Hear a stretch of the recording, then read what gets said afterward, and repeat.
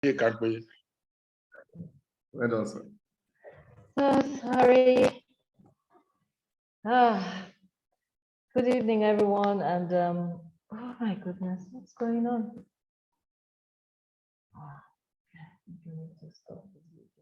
Yeah. Okay, yeah.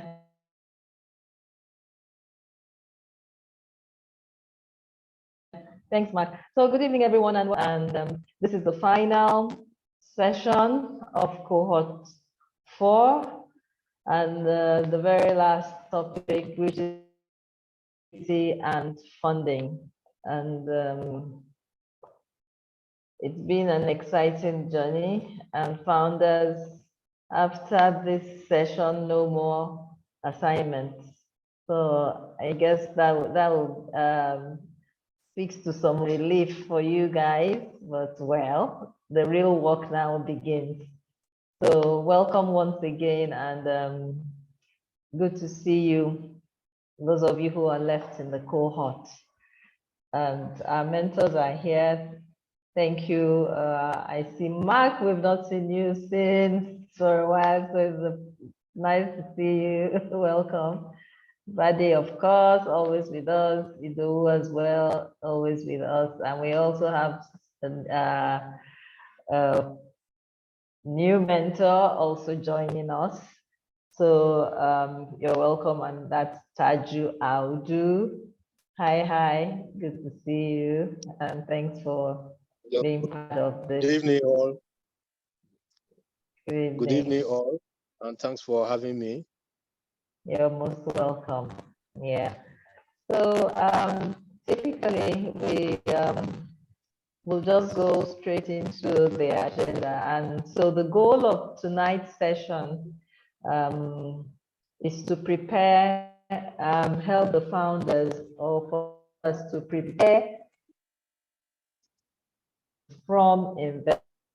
Tonight, the mentors will be discussing along the lines of, number one, what is the most viable funding options available to new startups? And secondly, what are the different types of investors to see with respect to progress on team, product, and traction? And then how long does it take to raise the various types, funding types? And how much time does a founder need or startup need to dedicate to fundraising? Also, the mentors will discuss about how to allocate the proceeds from fundraising, then how to set up and manage a cap table, how to identify friendly investors to test your pitch, and how to update your pitch, and how to know when you are ready to fundraise. So fundraising, that's the goal. The goal is to prepare the fundraise from investors. And also, you want to begin to think about, after this cohort, it comes to an end. So our post-program, the next phase of the program is for the founders to get into Founder Lab. But to get into Founder Lab means that you're working full-time on your startup idea and your team is fully formed. Yeah, okay. So, and our data shows that grads who quit their day job within 3 months of graduation, they usually have, a higher success with their fundraising. Fundraising is not an easy task, so it requires time and dedication. So between now and your graduation, we'll continue to work with you to improve your pitches, and of course, you're going to go on the hot seats to do your pitches and get feedback from the mentors. So that's basically what we'll be doing this evening. the feedback from the mentors during as you pitch, and then the presentations from the mentors on the topics, and they'll be discussing, the various bullets that I've shared. So welcome once again, and thank you, mentors. And so we have Mark with us. Mark is the founder of Dream VC. He's an entrepreneur, ecosystem builder, and an early stage VC in African markets. He's an investor, accelerator, and community-driven educational platform. That is Dream VC. And Dream VC provides rigorous fellowships for individuals to break into the venture capital industry as emerging investors. Also with us is Zidowu, founder of Bullion Labs, who has nearly 2 decades of experience leading multi-million-dollar product teams to success, and has provided some form of coaching, mentoring, and advisory to over 700 innovation teams. So also we're welcoming Tajuddin Audu. He's the CEO of TGS Taju Audu and Co.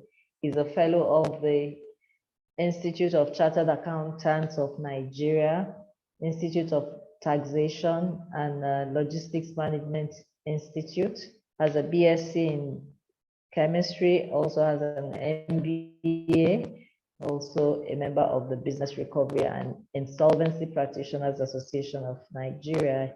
He is goal-driven professional with over 30 years of significant progressive experience and expertise in audit, accounting, tax practice, public revenue consultancy. So founders, you have a chartered accountant to work with that can help guide you with your cap table and your financial statements, and you name it. And of course, Bade is brother in the house. He's a general partner of White Hibiscus Capital. White Hibiscus Capital has funds targeted at startups, tech startups in cutting across sub-Saharan Africa. He has been with us from the get-go, also our very first entrepreneur in residence, and always quite supportive. So thank you very much. You're most welcome, everyone. So Segun, over to you for the next phase of the agenda. Thank you, Lady A. First, I'd like to apologize. I'm having some issues with my camera, so I won't be able to activate it, so I don't cause any kind of distractions as the session is going on. Thank you, mentors. Thank you, founders. So we'll move on straight after the welcome. We'll take working group reports. I'd mentioned that I'll be focusing more on your graduation committee report. But okay, I'll actually backtrack a bit. So I'll take your working group reports. So working group reports, let's start with that quickly. Who is going first? I'll go first. Okay, great. Good everyone. So my team empowered working group. So we had meeting to talk about our deliverables for this week, and we also talked about our pitch deck, and now we are updating it to make it better. And also we tried to help each other to finish our deliverables for today, and also to start preparing for the community. Okay, so we also had the meeting with our other working group to talk about plans for the graduation, and also community and the committee, and also everything that has to do with graduation. Okay, so you spoke at your working group, you discussed about the graduation. Yeah, we also spoke with the other group, like we came together to talk together about our plans. Okay, so I'll take the other working group report, then we'll talk about the graduation discussion. So the second group. Right, so we were also able to briefly, just to backtrack, there were 3 key metrics that we wanted to basically keep on top of, and that's one, assignments. The second is actual business progress, and then lastly pitching. So I was able to get a hold of a few of the members to follow up on their progress regarding the assignments and the actual business progress. But unfortunately, we weren't able to find a time where we would do the pitching session. So that's something that we want to work on moving forward. And as Binley said, we also had a meeting to basically discuss the graduation and the logistics surrounding that, as well as who would potentially attend and who wouldn't come. So that's pretty much it. Okay, so thank you guys. So who's going to tell me something about your graduation committee? What's happening? Emeka? Emeka, don't look surprised. He said Emeka. No, why I'm surprised is that Abubakar is the head of this team, and I'm wondering why he shifted it to me. Okay, so receive it and let me hear something from you. Abubakar, this is They not call nice. it delegation. So just roll on. Abubakar, this is not nice. Well, to be honest, I don't think we have anything concrete on ground yet.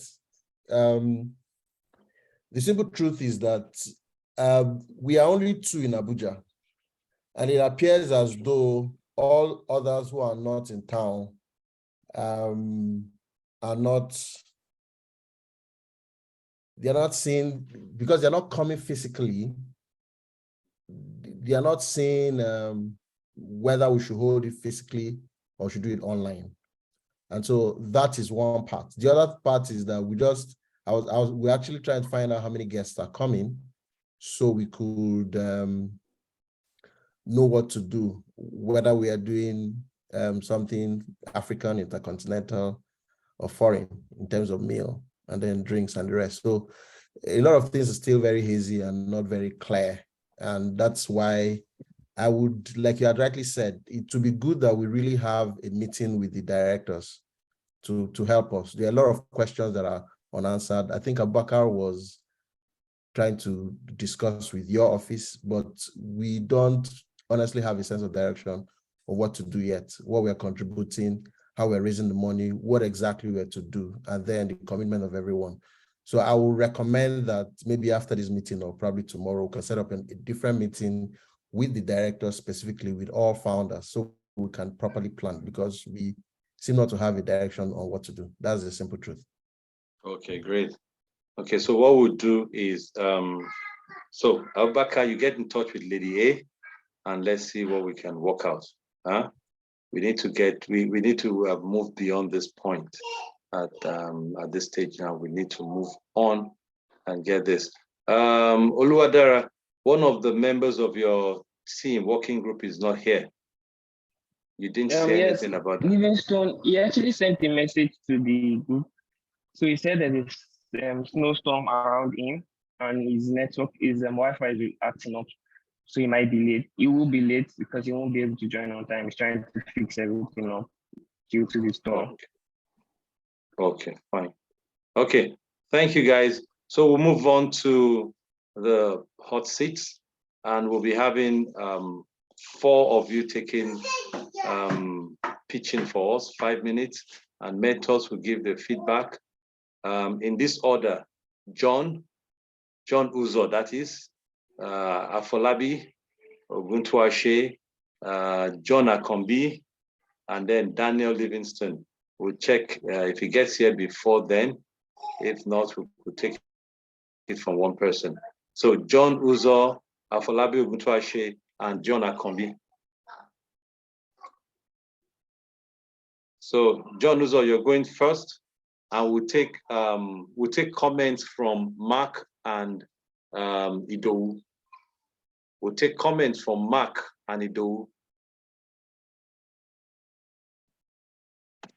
Okay, thank you. I'll start now.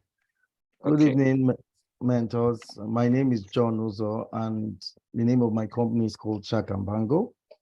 We are developing Schoolmates, which is a school management software that will help schools to manage their data and connect with their community. So we've noticed that 90% of schools in Nigeria suffer from poor data management, because there is so much data, so many activities, so many users to manage at the same time. So instead of managing these manually or using multiple software, why don't they just use one? Not only should they manage these software on all their resources on one platform, but they should also be able to manage it and connect to schools, parents, and even alumni from the same system.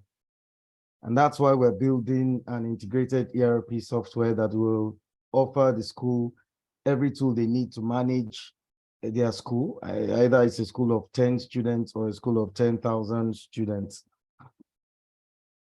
School owners will be able to allocate resources. Admin can manage student records. Teachers can deliver courses online, use LMS features. Students can pay for their school fees, and so on and so forth. You know, alumni can connect with their alma mater. The global ERP market is expected to be valued at $31 billion in 2030. Even though there is 150,000 established schools in Nigeria, we expect the undocumented informal sector to be even more, and this adds to the market nationally. Our business model is simple. The school pays a monthly subscription to use our software. As little as $12 or 5,000 naira will be charging in naira, to as high as 42,000 naira to use the software, depending on the plan and package. We're going to earn revenue, additional revenue from commissions on transactions, from sponsored ads, and from other IT-related services which we'll offer to them. Why we're different? We are not just offering a software, we're offering a connected software that encourages community interactions, academic exchange, work collaboration to truly make this an unbeatable offer. We'll also promote alumni networking, which is pretty much a sleeping giant niche worth possibly worth millions of dollars. Go to market, we're partnering with relevant associations in the market to achieve a high penetration and adoption rate so that we can dominate the market nationally. We've launched our software already, and we're already onboarding. We're expecting to onboard up to 10 schools for free, for limited, until we start charging after the 10th school. So we expect to have surpassed 100 schools before the middle of the year. We're seeking $350,000 to help us launch our go-to-market strategy en route to dominating the industry in a very short space of time. And our team is made up of experienced individuals, as well as expert advisors, including help from Tony Elumelu Foundation and the Founders Institute. I believe with this team, we can make this startup work. Thank you. Thank you, John. Great timing. You did that in 3 minutes, 48 seconds. So we'll get feedback now from Mark and Ido. Mark and Ido, feedback. Sure, yeah, maybe I'll start. So I think there's a couple of points that came up to me as I was listening to this. I think the first one that I had some concern with is, I appreciate you're going on a speed dial and you don't have as much time as you eventually would in an actual conversation with an investor. Just so yes, you pitch in 3-5 minutes, but the goal is always you pitch towards having a much longer meeting where we sit down, we talk with you, understand what you're doing. I think for me, it didn't really make sense why we take the number 80 million students, parents, and alumni, simply because I didn't really see, or at least it wasn't obvious to me, what the value proposition was to alumni as an audience base. And arguably, alumni audience base is much larger than the current student base for the entire school population in Nigeria, right? So I would have loved that you added more about the value that alumni get as one of the, let's call them 3, 5, 6 different profiles you have of users that are planning to use the platform. I think the second comment I have is just around the naming. I think in general, I always advise startups against this, where you have one company name that's your brand, and then you have a product name that's completely different and has no connection between the two. I think if your product is Schoolmates, that's what you're focusing on, that's the company you're building, then I would really detract from Shack and Bango and focus on Schoolmates absolutely as your main product first. Because as a startup, the way you build these B2B connections is on brand knowledge, on the people knowing who you are, what product you provide. Sometimes you might not even get into a conversation to explain you're selling someone Schoolmates if they assume you're somebody else. Beyond this, I think there's a couple of points that I had. So I plan to onboard a couple of schools for free. I think to me makes sense if you plan to use this as a test to prove that people want to use the product, but I wasn't clear on how you plan to commercialize those specific schools later, or whether you plan to have them indefinitely as free users, because potentially they might not actually be able to afford the product in a paid capacity. And I would have wished that you'd done more on the team page. When you got to the team page, I was looking forward to understanding, John, a bit more about yourself, maybe about your background, about your co-founder. And the team page looked like it was built to try and please an investor, not one that actually presents who you are, right? I think your names are not even on the team page. So I was looking to see, okay, what's the name of the CEO? Who is he? What's his background? How can I read more about him? What's your, background? What should I know about you? And I think you're giving select knowledge of what skills they have. Whereas the team page to me really is more who they are, how can I find out more, what have they achieved, and what proves that they have the operational experience that's necessary to build the startup into a really successful one. And I think it didn't really accomplish that. Other than that, I thought the timing was actually excellent. I think you've definitely done some good practice here. And I think most of these things I mentioned are just small corrections, but you're still very, very early on, and I'm looking forward to seeing how the actual testing with customers is going to reflect on your product. One last comment I'll mention before I pass it to Udo is I made this mistake when I was a founder before, but I would advise against trying to perfect everything right away. It seems like you have tons and tons of features to the point where it doesn't even make sense trying to explain all of the features that you have in one deck. And maybe it makes sense to keep some of these features on partial release or perhaps on the pipeline so that you can incentivize schools to have something to look forward to once they're on board, rather than giving them everything at once, since sometimes that might make the actual sales process more difficult for you. But yeah, hope all of these things help. And of course, looking forward to seeing what happens with school. Thank you, Mark. ID, you're up next. All right. Thank you for those comments, Mark. You were very nice and polite. Hi, John. I think we've developed a rapport after all those office hours. However, I'm taking off the glove. I think that this presentation was below par for you and what you could have delivered. I think you lazily strolled into this presentation. In fact, if I had gone first with the comments, I would have asked one of the directors if this was meant to be a mock pitch to investors, or if it was just a, look, now our guys, now more just gist with our guys about the product. It sounded like you were just lazily talking about the product. Which brings me to the product, right? And you already know how I feel about the product. I think you're sitting on a keg of gunpowder. I think there's a lot of potential in this product. I used to sell this thing before. I know intimately the potential that is in it. But I'm concerned about that. I didn't see the salesman in you come out. And I know that that salesman is in there. So maybe it's the familiarity of the FI interface. I don't know, but just that's the first point. The second point is monetization. So when you talk about giving people free trial, I wonder if there is no case for, or rather, if there is a case, not to have negative, if there is a case for deliberately creating different stratas, if I may use that term, for your product, different tiers for your product, where there is not just a free trial, but an absolutely free version or subset.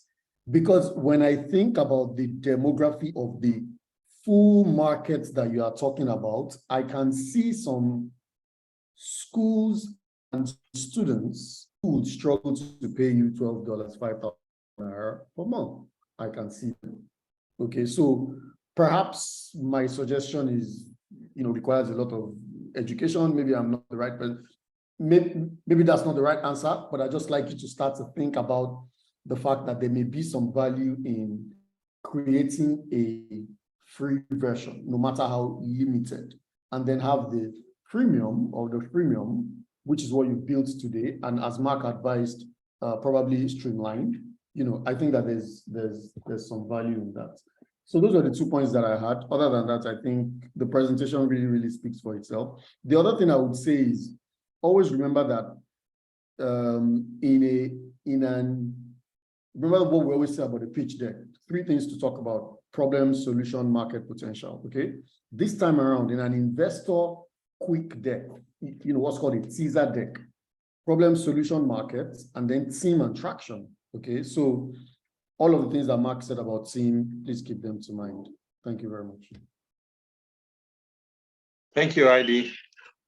We'll have the next founder to pitch, and that's Afolabi Oguntuashe. And we'll be having feedback from Bade and Taju. I know, Bade, I know you're just here to observe, but we can't have you on board here and not pick on you. So, Afolabi Oguntuashe, you're up next.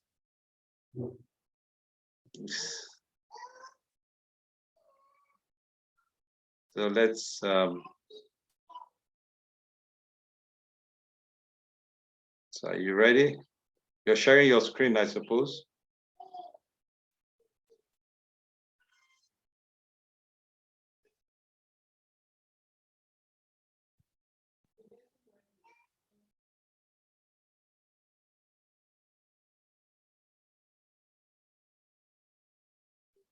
Okay. So your time, you're mute, Can't you? Sorry, So I'm sorry. Your time starts now.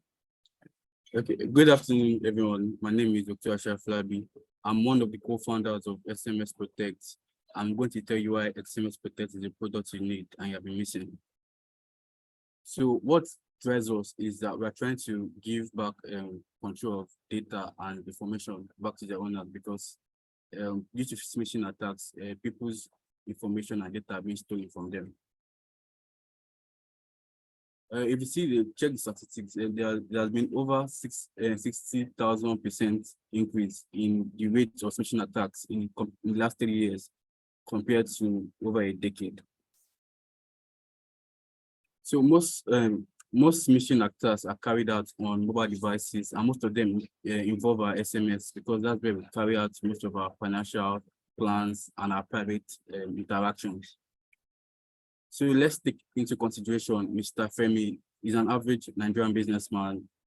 He owns several businesses, and he has heard of people's experience of smishing and what they've gone through. Yes. So what kind of solution can we offer to him? SMS Protect. So what is SMS Protect? So it's a cloud-based mobile application that checks the context of the SMS you receive, that check the context, and also check any embedded links we are inbuilt URL checker. What is the product? We have an AI model which allows us to check the SMS and check it with our model that we have trained with sample smishing attacks and smishing patterns. We also have a URL checker that checks any URL that are the same via SMS, because that certain SMS, there are certain links you receive that once you click, they will insert a malware into your system. So this is a prototype of what our app will look like. So our competitive landscape. So we have two major competitors in the market, GMS and Truecaller. But what differentiates us? What differentiates us is that we don't just check the number that's in the SMS, we check the context and the context of the SMS. And also our AI, our model is trained every 2 months, because once these attackers know that there's a solution, they will want to improve on how they attack people. So our duty is to ensure that our model is up to date. So we will train our model every 3 months. Then we also plan on generating a self-training model within the next 18 months, where we restrain due to cost.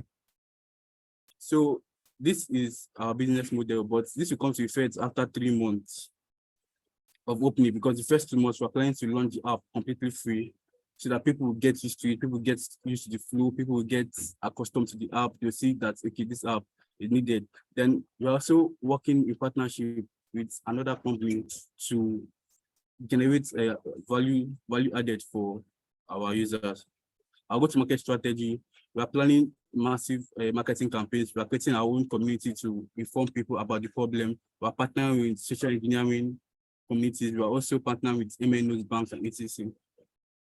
So these are products we are planning to launch our MVP in March. Then we are in the next 6 months, we are going to be partnering with companies to bring about parent monitoring, SMS spam block, and SMS and enterprise firewall. Then within the next 18 months, we are planning to come with full-fledged cybersecurity firm that also does insurance, data insurance, and data recovery. So this meet our team. We have 10 years experience in development, and our in-house marketer has over 15 years experience in branding and marketing and product growth and development.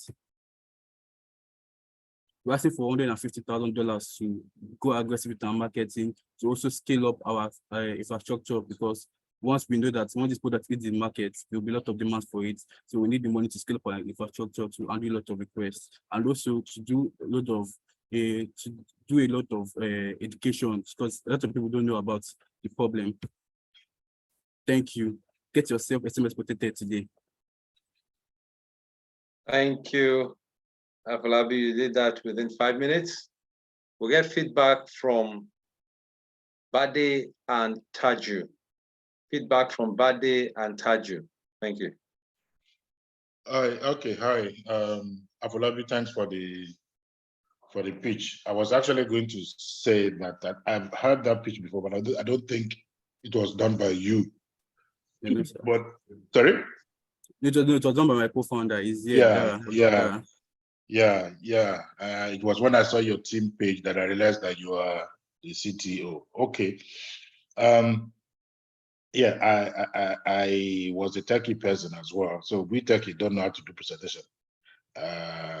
We just know how to sit behind the computer and start typing. That is the first thing that came glaring. That's why I said I was wondering if you were the one that did the pitch before, because I've heard the pitch before. I won't judge you guys, because it's also good for both of you to be able to do the pitch differently. You need to learn more from your co-founder. Pitching is important. First of all, you are extremely very fast you're fast and you lose your words, and you can create the impression that you really do not know what you're talking about. Be that as it may, I think what you guys are trying to do is extremely relevant.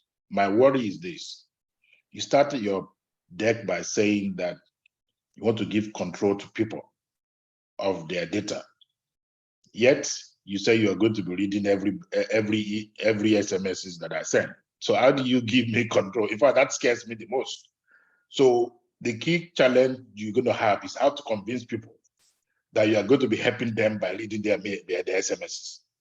So the two of them are contrast. I don't know. I don't have a solution for you that maybe the rest of the method can help you on how you can solve that problem. But the two statements contradict each other. Because I think that the first challenge you're going to have when you go to real life environment is how will people trust you by giving you access. There is already a whole lot of conversation about apps that is taking control of people's data, and you're putting yourself right in the middle, even though you say you want to do good. So I do not know how you plan to do that. I would still like to see like a background, like a backstory included. You tried to do that by giving us a placeholder, because I'm sure for the gentleman that you put there could have been a lizard, all right? Because when you are trying to give us a backstory of a intended customer, give us a full story, all right? Let it be original, and tell us what his problems is. It doesn't have to be a customer, it could be yourself. I woke up one morning and this is what happened to me. And this, in fact, the reason why you decided to start this idea in the first place would have been a good way to start. What prompted you to say, this is something that you think people are having problems with? That would have been a great way to create a story that propelled the need for the service. As for your go-to-market strategy, you did mention that you are partnering with somebody, but you didn't tell us what that partnership will bring to table. What will it do to your intended customer? You just said we are partnering with somebody. And then you mentioned somewhere that your future plan that you have insurance. I don't know what insurance is going to do there. Are you going to do cybersecurity insurance, or what type of insurance? And do you actually understand what insurance means? Because the fact that you say you want to do something does not mean you find an underwriter that will underwrite that risk. So you have to understand, you have to be able to define the risk properly, all right, before you can say you want to sell an insurance product for it. Overall and done, I'm like I said, I think you're trying to solve a real problem, but I'm just at a loss on how you're going to. Maybe you slow down on you trying to say you want to provide. You want people to take ownership of their data, whereas you are intruding on their data. Just, I mean, at least for trying to attract your customer, maybe that should not be your first statement. You could say you are trying to protect. Protect is probably better than you would allowing them to take ownership, because if you're intruding on my privacy and yet you're claiming that you want to help me to increase privacy, then you haven't done anything to me. Particularly, people are more conscious today on who have access to their data, because there's nothing that protect them on what you are doing. If you can read my SMS, how am I sure that somebody inside your system cannot use the information to my disadvantage? So that part rubs me a bit differently. So I hope you guys can, or the other mentors can help you find a proper pitch that will give comfort to your intended customer, while still be able to give them the service you're trying to do. All the best. Thank you, sir. Taju, feedback for. Yeah, thank you. I think for me, just like Buddy said, a major source of concern is even the starting point of the pitch. Introducing the product as, I believe this is something that is going to the market. And when you are introducing something that is non-existent, at least in the sense that is a entirely new thing, I think it is not about what the person listening to you is missing. I think I would have loved that you start by narrating what is the issue. Then before you now go to the value, proposition, what are you, proposing? What does your product, what is it trying to solve? You mentioned, because the whole thing, it wasn't for an ordinary person, for instance, an investor, it can be from any background. And what is important is that you need to break down your pitch in a very clear language, day to day, and how it applies to individuals. So your value proposition should be very clear, and how this solves a day-to-day problem. Then an important thing that has been mentioned by Buddy too is the issue of data protection. because anything that has to do with reading people's access to people's SMS, it's important how this is intended to be protected. So generally speaking, I think that you can do better by breaking down the value proposition, what you are offering. And again, apart from the service value, can you also talk a little about what are the expectations in terms of returns?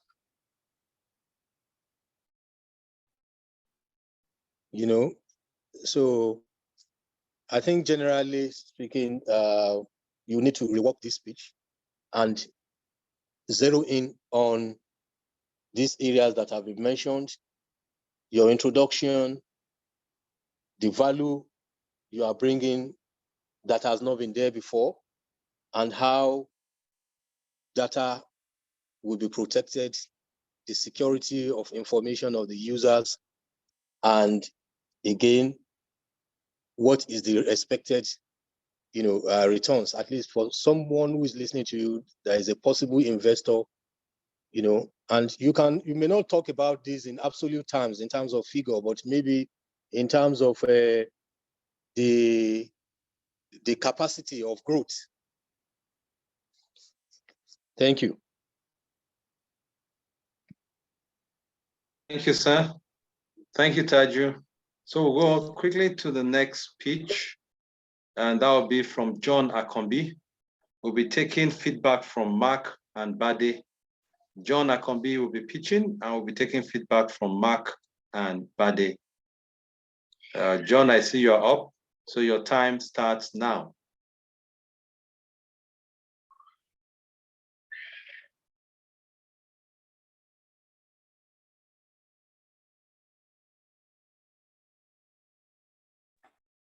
Good evening, everyone. I'm John Akombi. I'm the CEO and co-founder of Crystals. So Crystals Corpus Innovations Limited is building a B2B online marketplace for African manufacturers. Our vision is to be the largest marketplace where African-made products come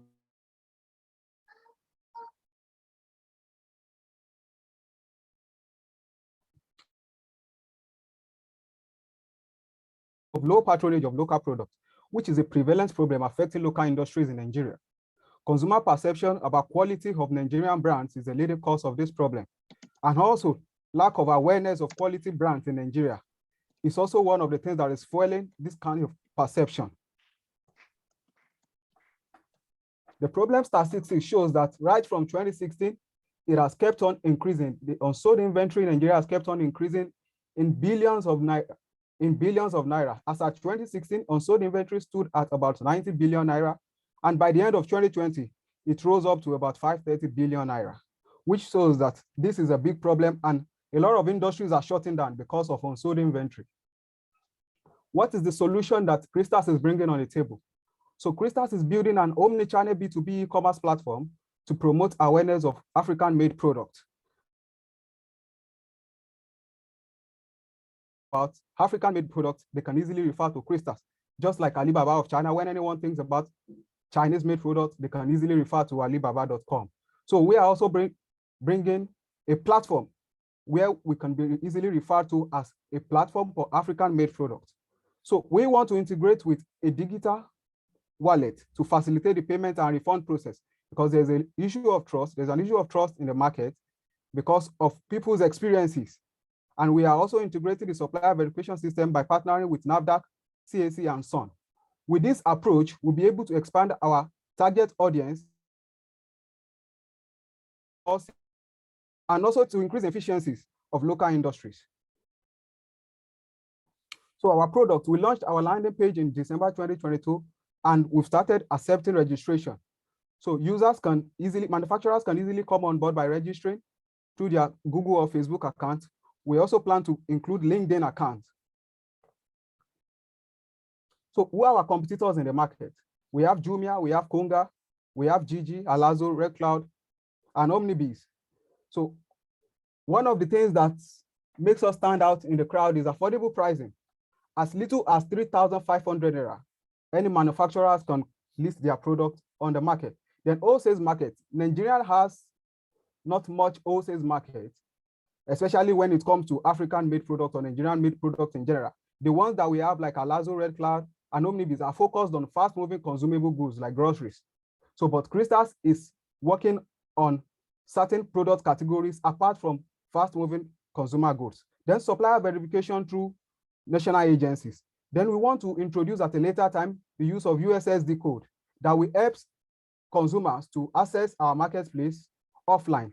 And then we are partnering with agri-tech businesses to give access to raw materials for manufacturers on our platform. So what is the market opportunity? The total addressable market in Africa is about $37 billion.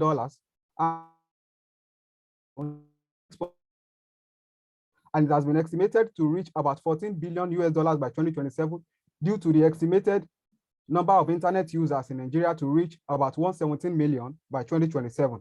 So our projected revenue in about 18 months should reach $1 million.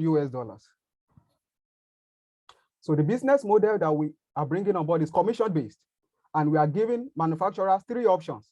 If they are selling less than 250,000 naira per month, they're expected to pay 6%. And when they are selling above 1 million naira, they're expected to pay as little as 2%. So customer acquisition plan in 1 year is about 14,000 with customer lifetime value of $55. So in 1 year, we should be able to generate $70,000 in revenue. So our go-to-market strategy, we started identifying and reaching out to manufacturers in identified product categories that Nigerians buy most locally, which are baby products, beauty products, fashions, and groceries. And then we want to partner with entrepreneurs associations like Tony Melu Foundation and National Association of Small-Scale Industrialists and Small and Medium Enterprises to seek their partnership so that we can onboard their members. And then we also want to partner with social media influencers for our social media marketing to change the course of perception about Nigerian-made products. And then before the end of March 2023, we'll be able to launch Crystals to the market so that buyers can start coming in and we can start generating sales for manufacturers. Thank you, John. I cut you off. Your time is up. We'll take feedback from Bade and Mark.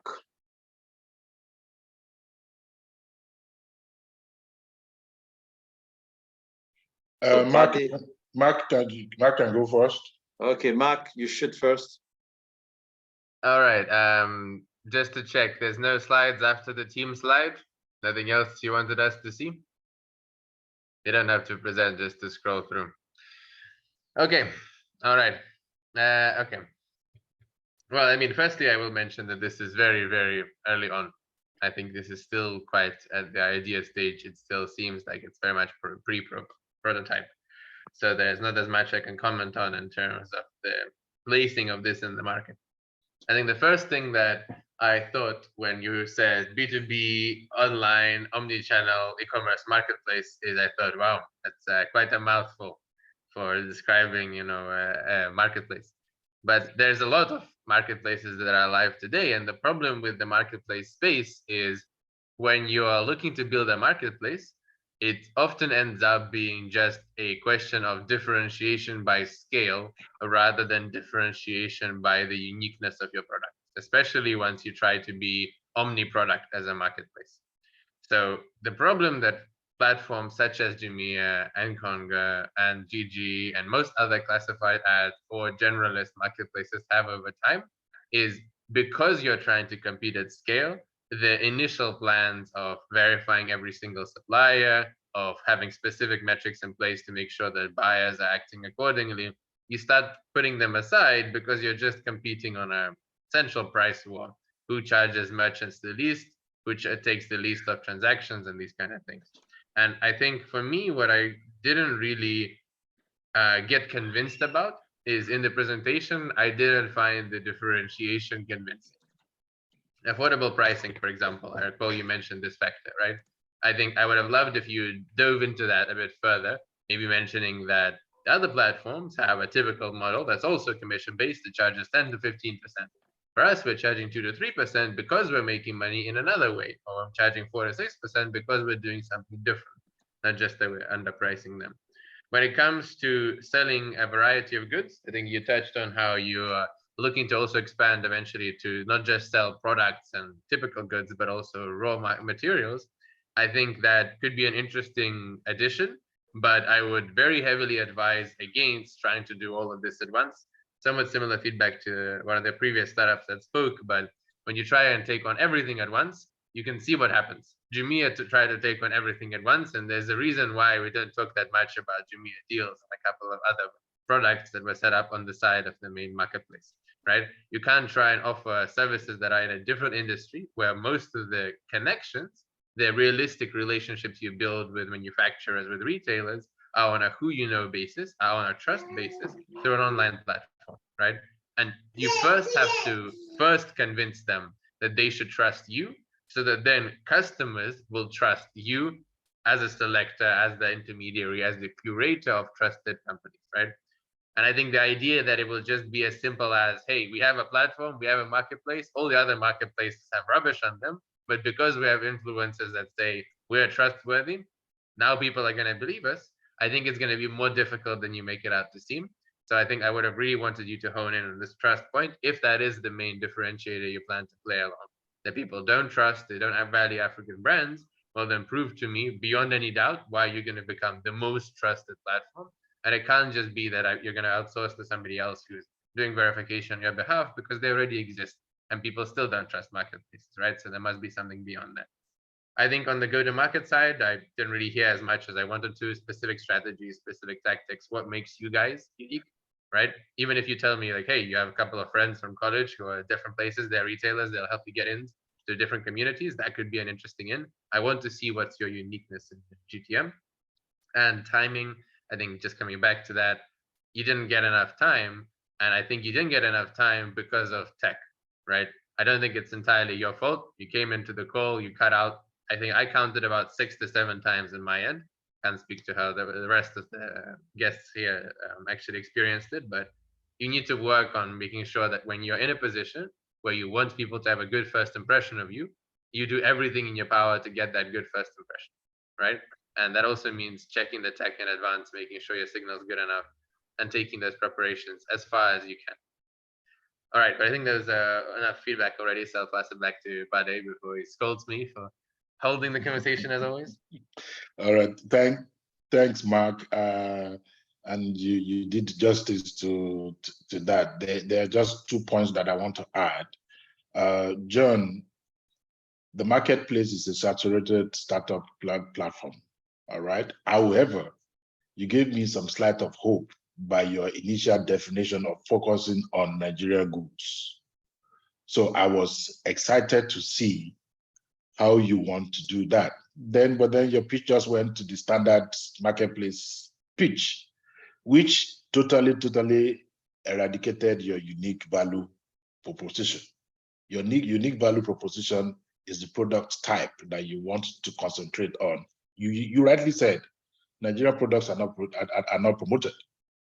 So for you to be unique, you should be focusing not on the platform, but on how you're going to get people to accept those products. That is your unique marketplace. And if you do that, then the Jumias and these words are not your competitor, because they're not in the same space, right? You can have a business that are into different segments. Your segment is the low bottom. I don't even want to call it low bottom, but it's a totally different segment where people don't do anything there today. So how do you then go get a Nigerian guy that is doing sandals somewhere in Oshodi, all right, to come to your marketplace? What will you do for him? Why will he trust you? All right, and how do you help him reach customer? Those are the areas I would have loved you to concentrate on. That would tell me that you actually have done enough research to let you know that you know the problem, you know the customer, and you know you have the solution to it. That you didn't do too well. You just gave generic marketplace, and in some cases you even confuses whether it is e-commerce or marketplace. You mix them all together, but they are damn too generic. And that's the reason why you think Jumia is a competition. If you're pitching to an investor and you bring a competition slide that says the big names are your competitor, then investor is like, okay, how is this man going to guarantee that my money is safe? But if you are focused on a segment that they're not working on at all, and you own that segment by being able to differentiate yourself by, this is current problem today. This is how John Sanders Limited does his business today. This is what I can do for him. And then there are this number of people of such business, because the statistics you quote, all right, does not even reflect the business segment you want to be at. You're quoting worldwide e-commerce or marketplace statistics, whereas your unique niche segment is big enough for your market.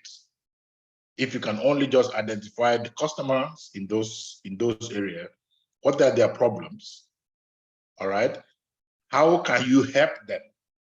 And guys, always remember, platform in this institution, in this scenario, building a platform is not the solution to his problem. If you build a platform and you put his product on it and nobody comes to look at it, so what then? And then you also have to recognize that this is part of the thing that Mark was trying to tell you. In that business, price war is not a solution. Have you forgotten that you're going to have running cost? All right. If you cannot generate enough funds, enough income, because you have tried to undercut the market, how will you keep afloat? Always remember, guys, that the investor that's coming to put his money with you is not only putting his money because he likes John's look. He's putting his money because he believes that this business can generate not even one multiple of multiples in return. And if your essence of your business plan is to cut cost, is to do a price war, then what are the other revenue streams that will add to the deficiency of cutting cost on subscription to the platform or commission that you get from the platform? So if you do not have any other revenue stream, and all you are trying to do is start a lower version of money of commission, then how will you be able to even cover your cost? Recognizing that the tech cost is the same, regardless of whether you are Jumia or you are John Akabi Crystal. So those are the things that you guys have to put in consideration. It's not just enough to say, I want to do an e-commerce or commerce place.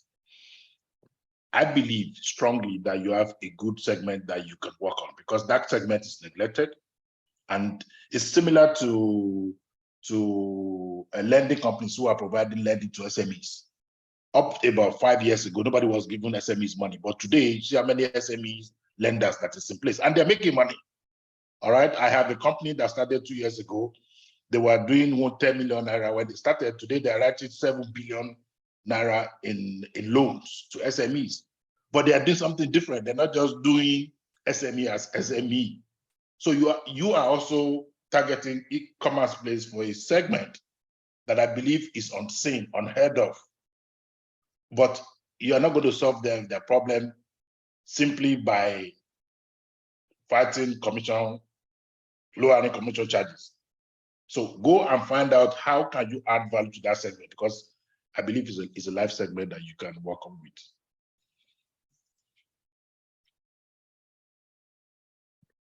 Thank you, Buddy. So we'll take the final pitch for tonight. That's Daniel Livingston. I will take feedback from Idowu and Taju. Daniel Livingston, and we'll take feedback from Idowu and Taju.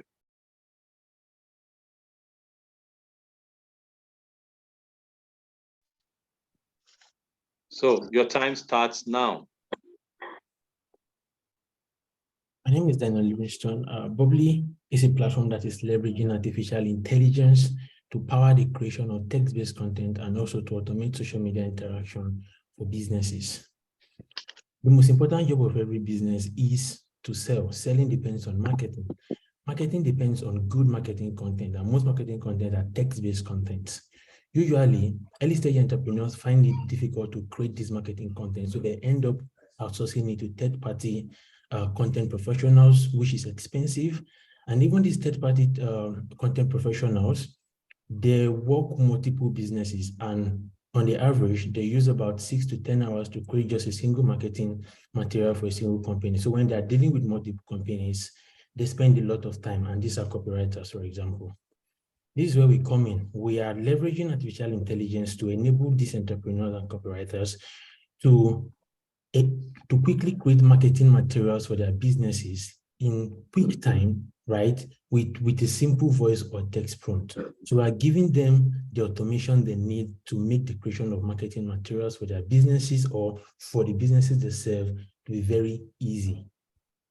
In 2022, the generative artificial intelligence market was worth $13 billion, and there's a projection by Forbes that to be rising up to $422 billion in 2030.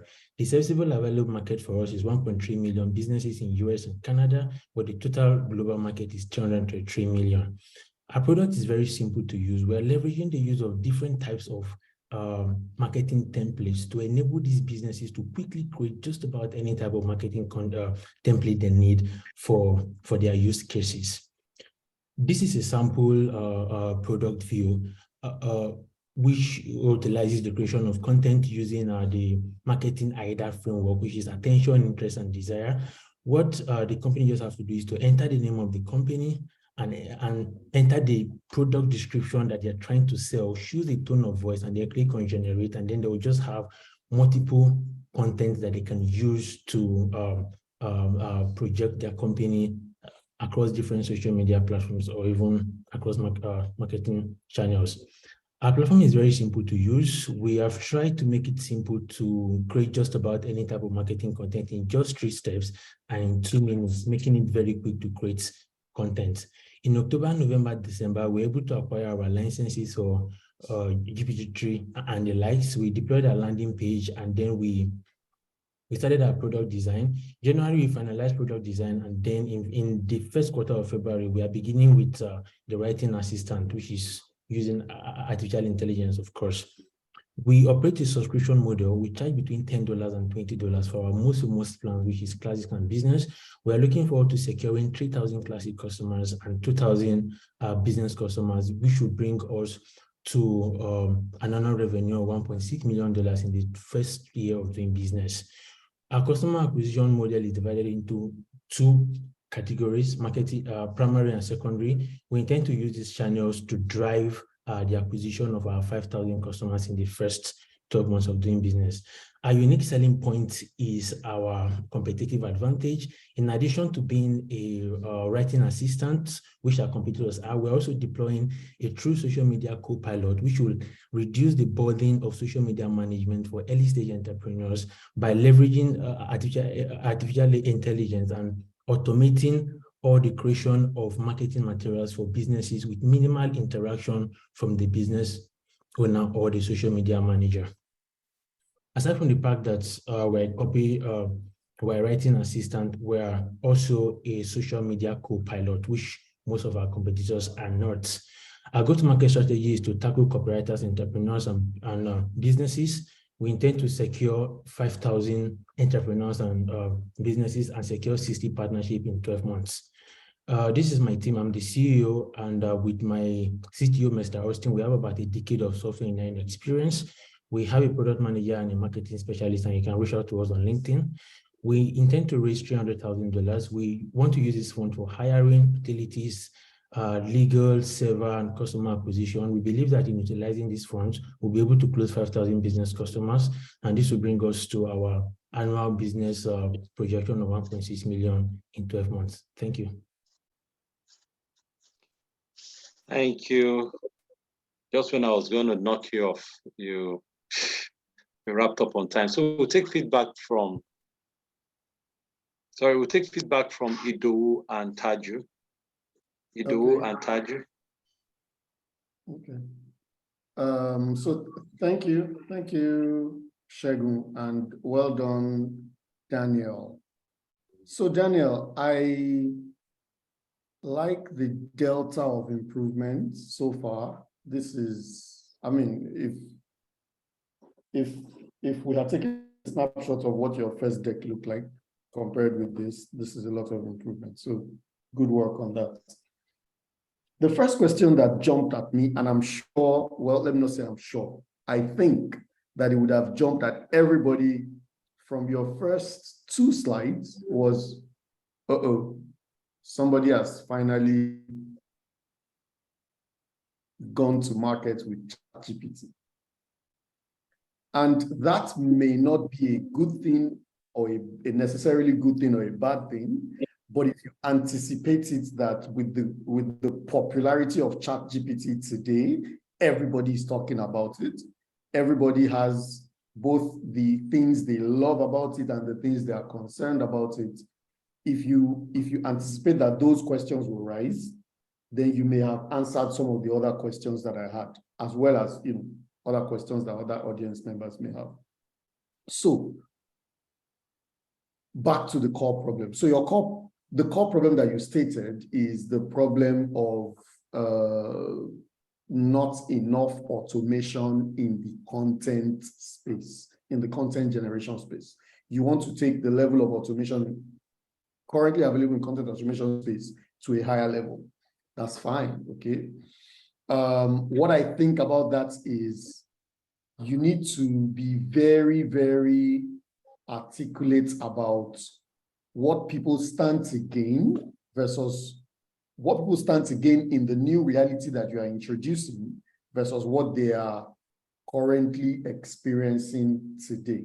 So my first point about ChatGPT automatically has a couple of points. So how do you handle the typical error rate of ChatGPT? If I share my screen and I show you my interactions with that AI chatbot, I deliberately asked it a question yesterday. This should not be done. So if you are using one. All right, sorry, I think that was a hot mic.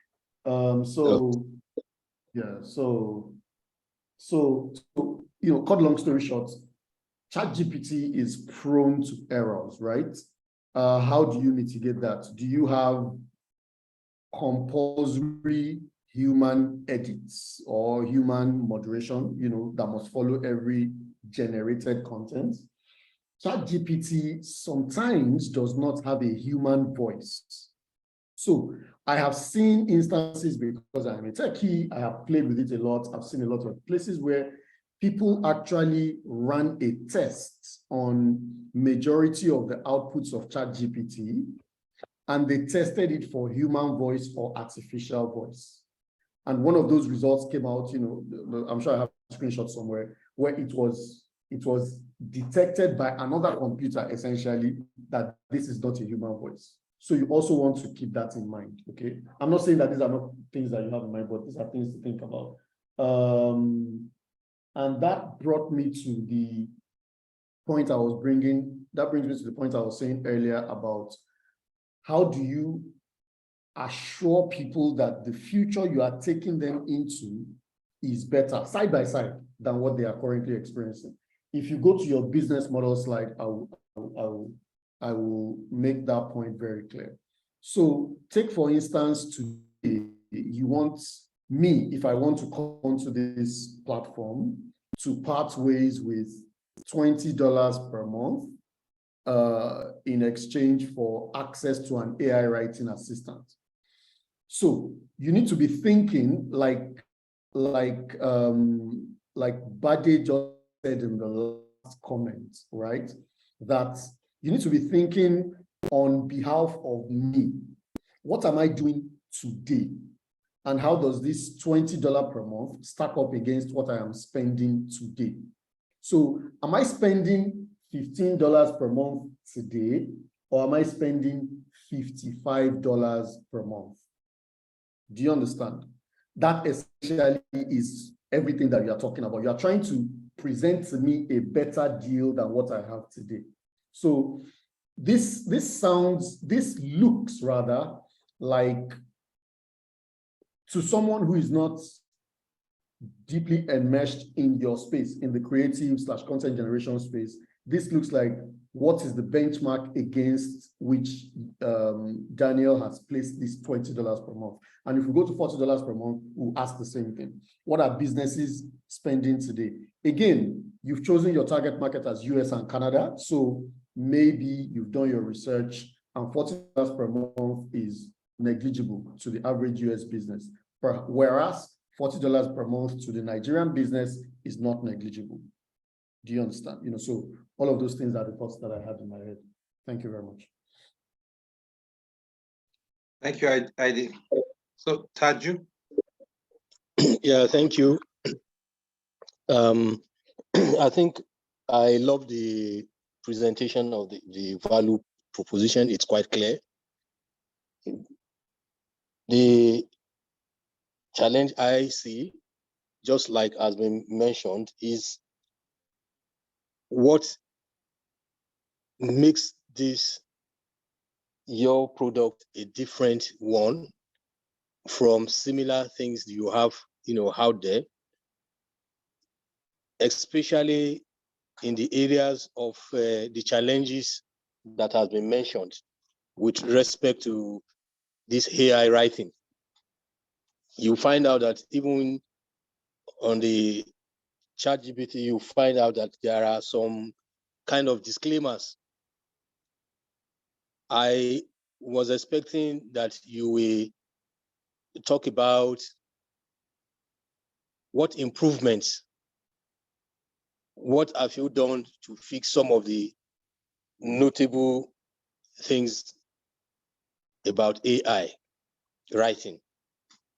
So I think these are of concern. If not, at this time, this is an in thing, and I believe the potential is there, but you should start looking at what areas has been challenges in this direction and how you can fix it relative to the things you will have now. I think that is just my contribution.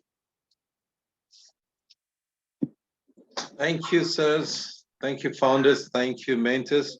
Okay, Bade would like to say something. Quickly, yes, Livingston,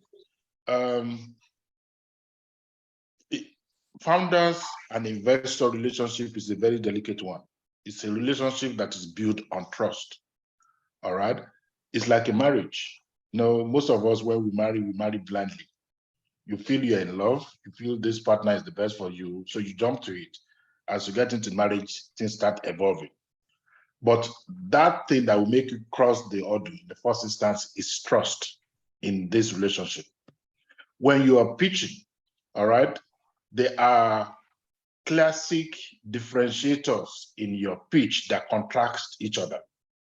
First, give us a pitch that indicates that you are even just about to start writing your code. And yet, when you are pitching, you are giving us pitch that indicates that you are already doing something. For example, you are already,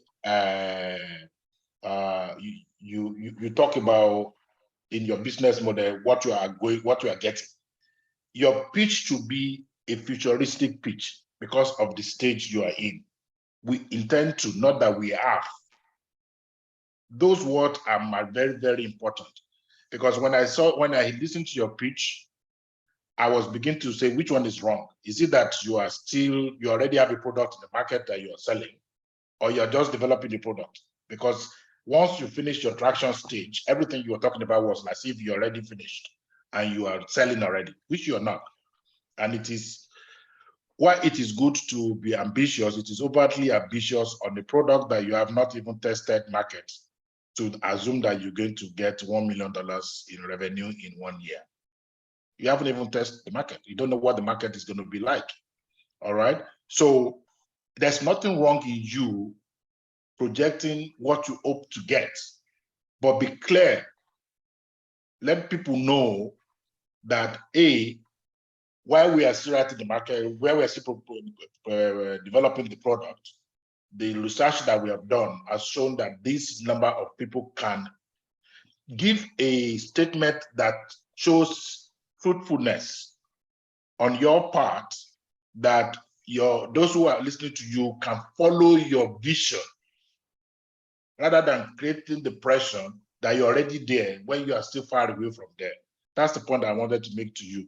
The second point was that I was a bit confused and it's into who is your target audience. At the beginning of your match, you said it was copywriters, all right? You said that it's copywriters that are doing job for multiple startups. Then you started talking about startups being able to do this by themselves. So who is your real target audience? Is it the startup directly or is it third-party provider of services to startup? Those are not clear. You need to be clear.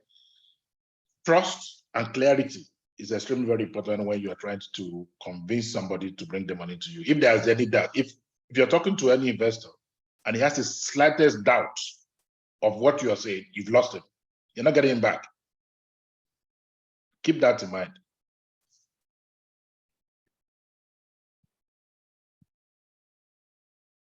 Thank you, sir.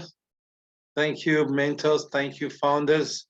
We'll move on to the mentors presentation. I want to plead mentors would have 3 presentations, 10 minutes each. Please, mentors. I'm not going to be timing mentors. I don't time mentors. So please, 10 minutes each. We'll take the other, Mark, Taju, and Ido.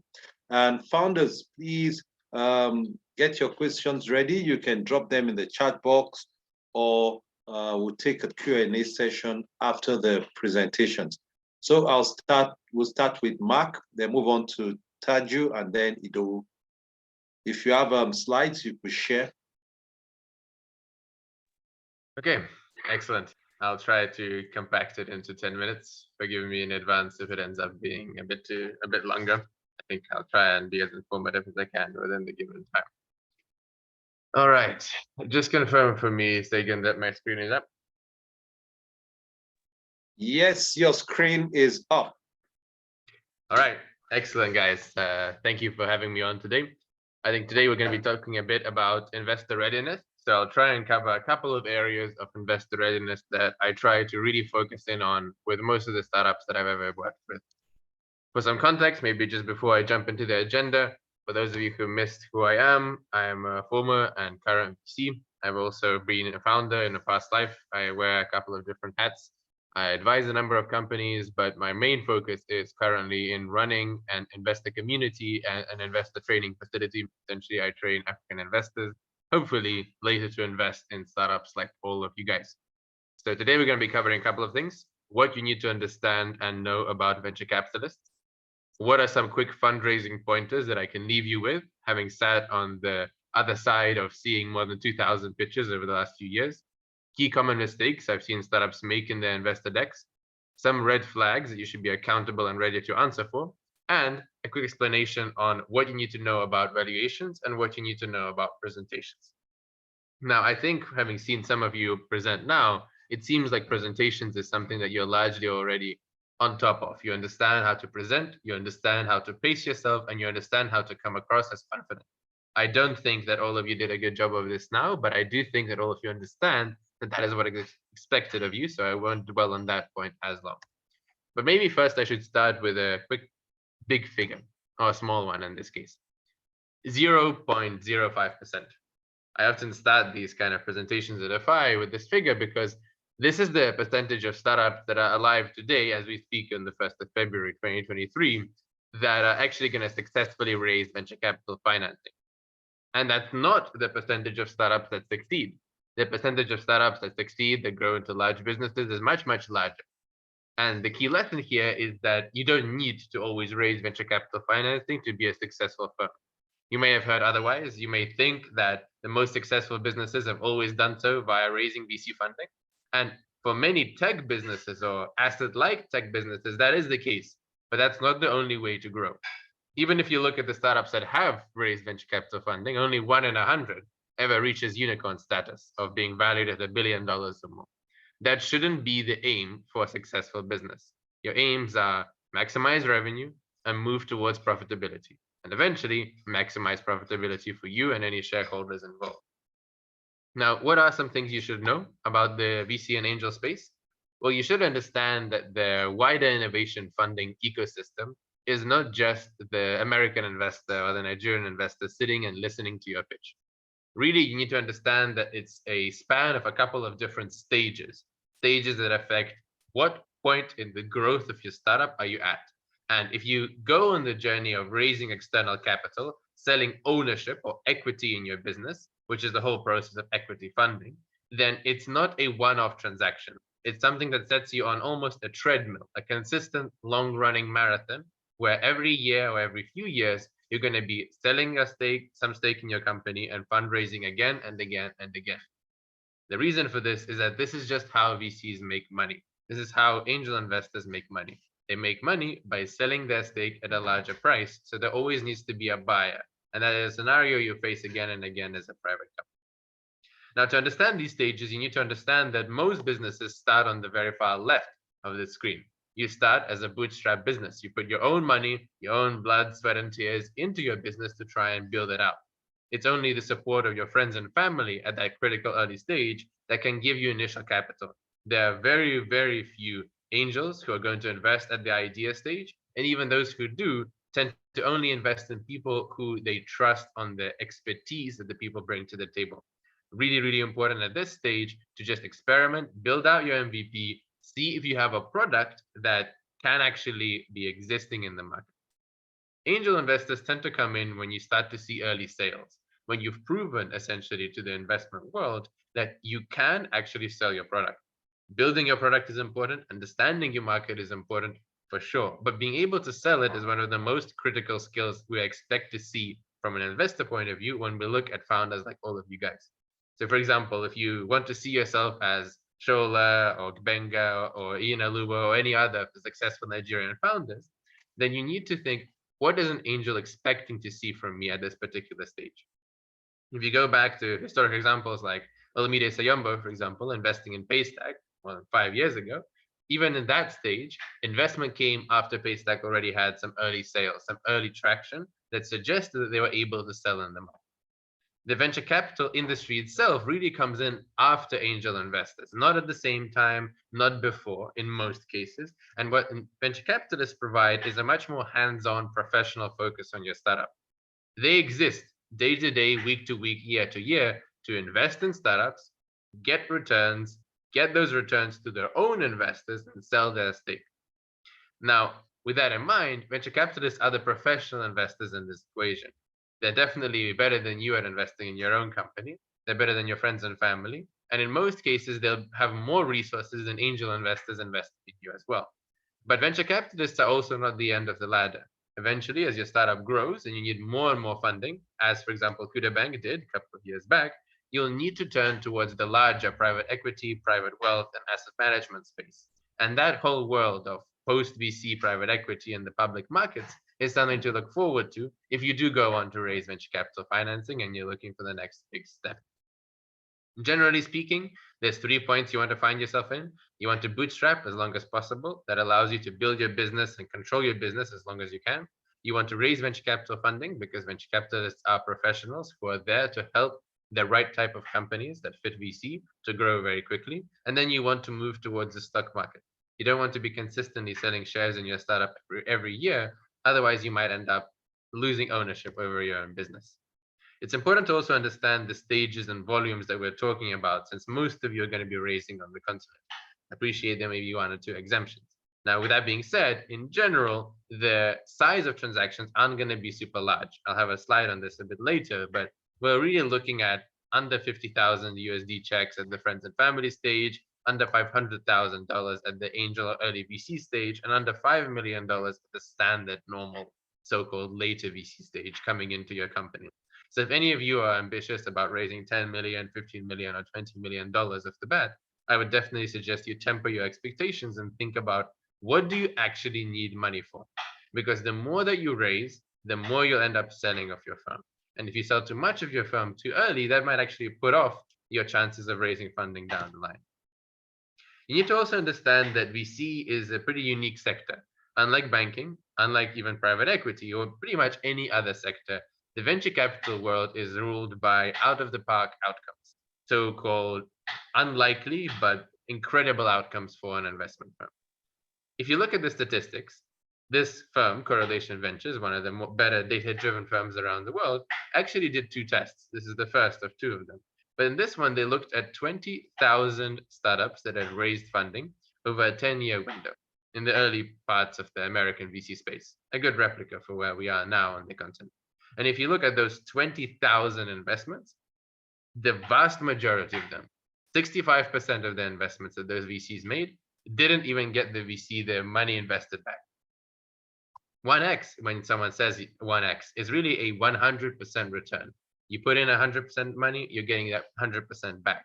And investors, when they say that they're expecting a crazy return from every investment, actually mean it, because the majority of their portfolio might never actually get them that money back. With that in mind, you need to understand that most VCs, when they're looking at you, are not just looking at, can you be a profitable business? Can you grow successfully? Will you fail or will you not? They're looking at, can you grow 10 times, 100 times, or 1,000 times so that your success beats the many, many misses or losses that VC makes. One successful investment can counteract 20 unsuccessful ones, and that's the way that the venture capital industry works. So how can you make sure that you beat the odds? Let's imagine that you've set out on this journey and you're sure that you want to raise angel and VC funding down the line. Well, you need to have the right business type for growth. We've spoken about this already a bit with some of the mentor feedback. You need to find the right investors. Investor founder fit's really important. You need to have investors that understand your plans, understand your growth, and can help you get there. You need to have a market-focused position, which means having a solution that really fits what the market actually wants. Not just the quality of the solution. You're not building the best ever blockchain technology out there. You're building something that the market actually wants and needs and demands right now. You need to be confident when you're pitching. Having confidence in numbers in your pitch is super important. Being honest from the get-go. I would much rather know that you're pre-product, but you're going to get there, than you telling me that you're post-product and this lie comes unraveling later. And you need to find good people to help you get there. I'm not talking about brokers. I'm definitely not talking about consultants. I'm a former consultant as well. Don't hire consultants unless you need to. I'm talking about advisors, mentors, people who can guide you and make sure you have someone to bounce ideas off. If you lack skills in legal, get legal advisors. You lack skills on the finance side, get finance or accounting advice. Anyone can add necessary weight to your firm. Now, I did mention I would share some insights from mistakes I've seen startups make. And this is something that you should learn from as well. Always show your traction. I want to know, what have you done from when you came up with this idea to when you are today? Your revenue and how much you have raised is just one portion of your traction. But what about how many users you have? What about market testing you've done? How many hires have you done? How many updates have you rolled out?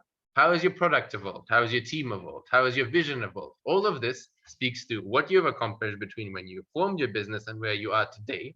And all of these are metrics that help me gauge, are you a good founder that I can see myself working with for the next 5 to 10 years? Not showing traction means that I'm not able to see inside the startup. Now, when you use a visual, make sure that you use a visual that's professional, has a professional look and feel to the presentation. It should be mostly clean, not too many visuals, but I think most of you already do that. Try to also review each other's pitch decks. It's something that many founders forget, but you don't lose anything by showing your pitch deck to a couple of other founders, especially if they're in different markets from you. Get feedback from other founders, get more eyes on the deal, and consider using the internet. If I went online today, I can put my life on it that you can find more than 800 decks from successful startups that have raised venture capital funding before. So there really shouldn't be a question of what should be in the deck in the first case. Finally, make sure you're making that product market fit really evident. We heard from some of the mentors, including myself earlier, that it's really important that you articulate the big problem the market has and the relevancy of your solution.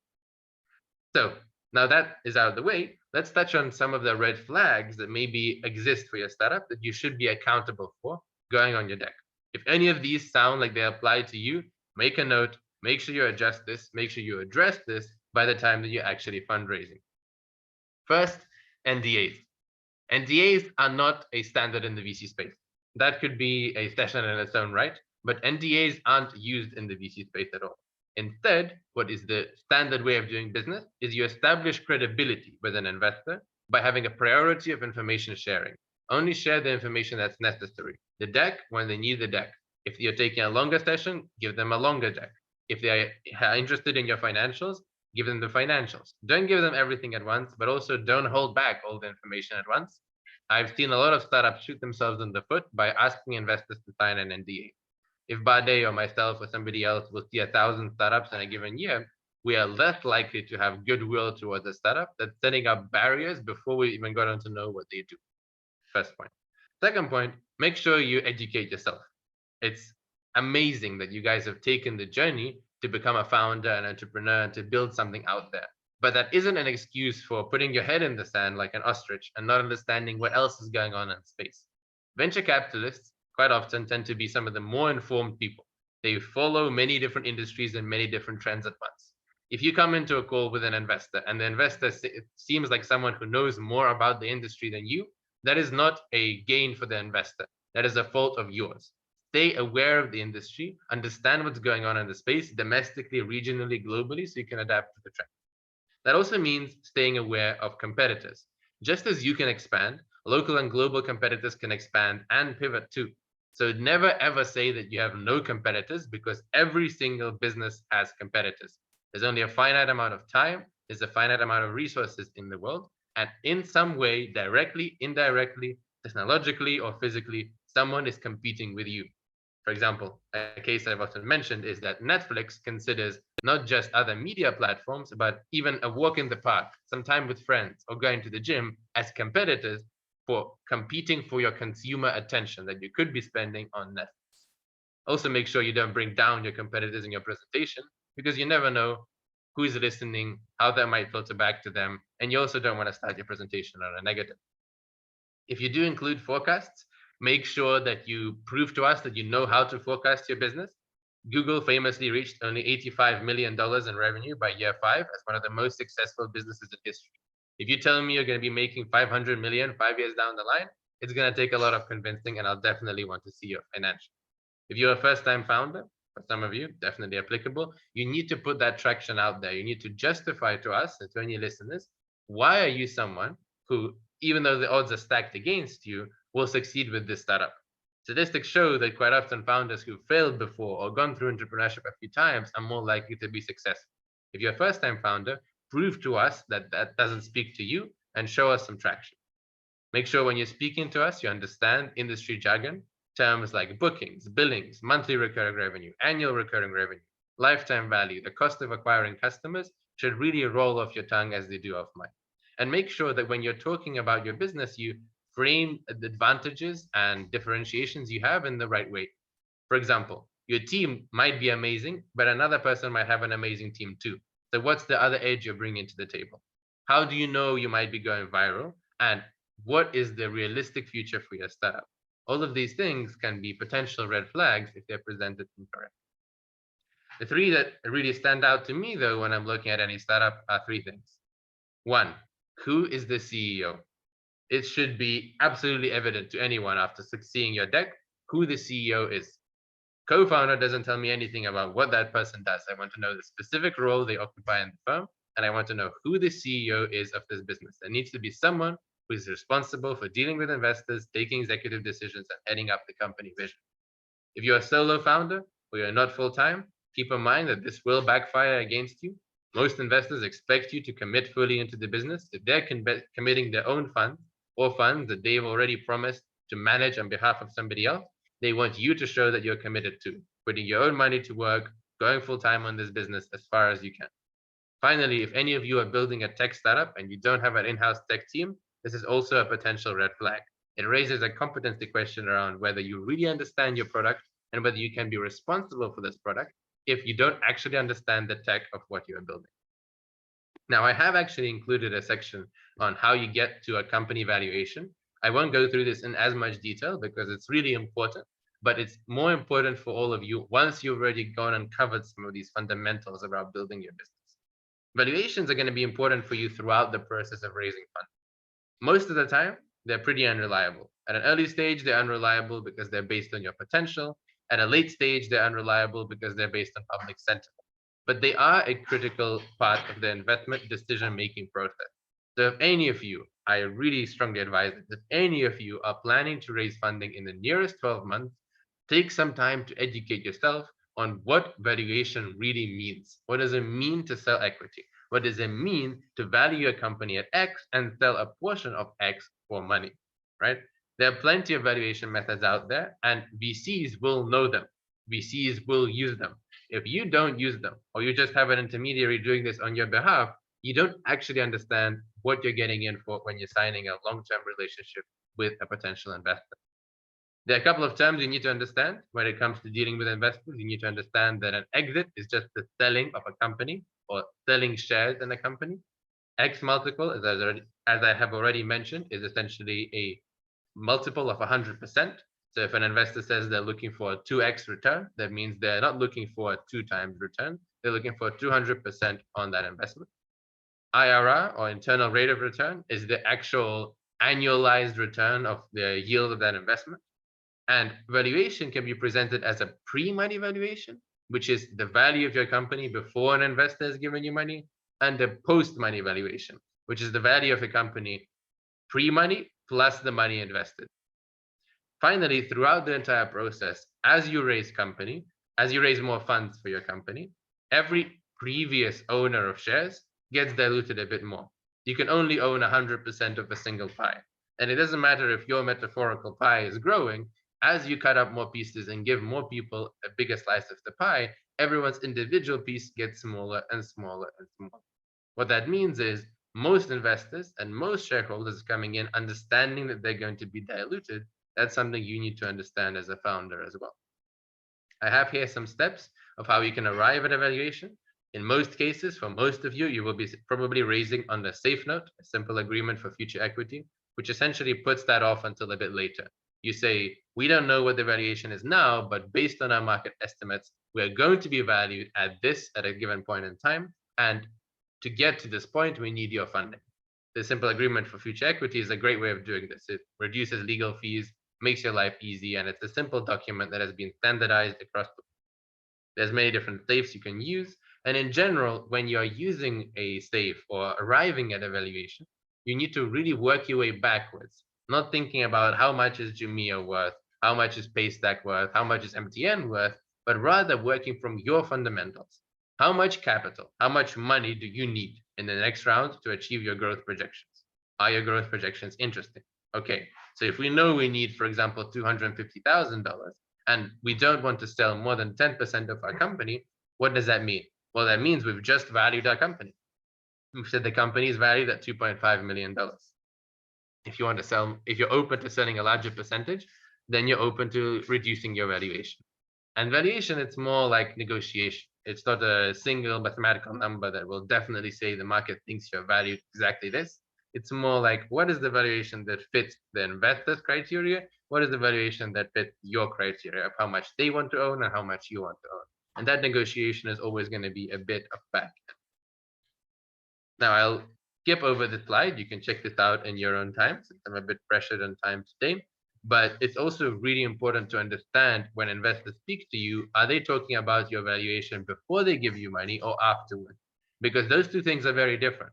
And if they say that they're investing at a pre-money valuation of, for example, $1 million, that means that after their investment, you'll be valued at 1 million plus their investment. But if they say that they're investing at a post-money valuation of $1 million, that means that they're valuing you at less than 1 million. They're saying that whatever you were valued at before with their investment is now worth that amount. Quick slide on this point is for those people who don't know, yes, it might look amazing when you read the news, you check Crunchbase, you check TechCabal, you look at TechCrunch or anything else, and it looks like startups are raising $1 million rounds and multi-billion-dollar rounds. Keep in mind, we are still in a capital-fast market. Most of you, if you're based in or on the continent, what that means is, on average, at seed, pre-seed, Series A, and Series B, whatever stage you might find yourself, you should usually expect that it will be difficult to raise the same amount of funding as an American, a Canadian, or a British startup might. To that end, assume that you're operating with an international discount. Quite often, international discount is very much visible because firms simply don't yet see the potential of the African market. Investment firms that are looking at you, keep that in mind and don't assume that you're going to be operating in the same space as a Californian startup or a New York-based startup right away. We've touched on presentations already, so I'm sure all of you know that you need to take time to know your audience. You need to take time to follow the data and make your presentation easy to follow. And you need to adapt your presentation to the context of who you're presenting to and who is listening. But this is just basic life skills. If you don't currently do this, if you come into every single pitch and present the same way, I guarantee you, you will waste hundreds of hours of your life. Take that extra 5 minutes, extra 10 minutes, look into the investor's background, see if there's something unique about them. Imagine you're coming to a presentation to an investor in the same way you're coming to a date. You wouldn't come to a date without knowing anything about the person. Well, take some time to understand the investor as well, because I can guarantee you, if the investor cares about your startup, they will come to that meeting already knowing something about it. Try to stay calm when you're presenting. Appearances tend to contribute to reality. So you can really help yourself stay calm and confident both online and in person by appearing so. And try to come off as adaptable, not bullish. Many of you didn't have a chance to demonstrate that today, but when you're speaking with investors, you want to seem like somebody who is coachable, but also can stand behind their ideals. You don't want to seem too bullish, but also too moldable to feedback. After you go through the pitch, make sure you follow up. If you promise to look into a question, actually look into that question. If you hear feedback that isn't great, but it actually gives you an insight on how you can adapt and pivot, please do. Almost all of the top 20 biggest businesses in the world are not doing what they initially set out to do because they got feedback from investors and partners and made a pivot. Be responsive, reply to communication, make sure that LinkedIn is your friend, WhatsApp is your friend, Twitter is your friend, email is your friend. You're checking them all the time. You don't want to miss on potential communication. And be adaptable with terms. Remember, as I mentioned, valuation is just one part of a much, much bigger puzzle when you're fundraising. Don't get set on this as the only thing that determines is your startup successful. You already know what to put in your deck, so we don't need this slide. But I think at this point, I'll probably open it up for any questions after we go through the mentor presentations. And I do hope all of you find this useful on your fundraising journey. Thank you, Mark. I couldn't cut you off, but you really went beyond 10 minutes. Okay, so we'll take a presentation from Taju now. Yeah, thank you. That was a quite detailed and practical presentation from Mark. I'm just going to talk about a few things. I don't have a prepared slide, but I want to speak to the importance of having the founders having good, at least the basic skills of finance and accounts.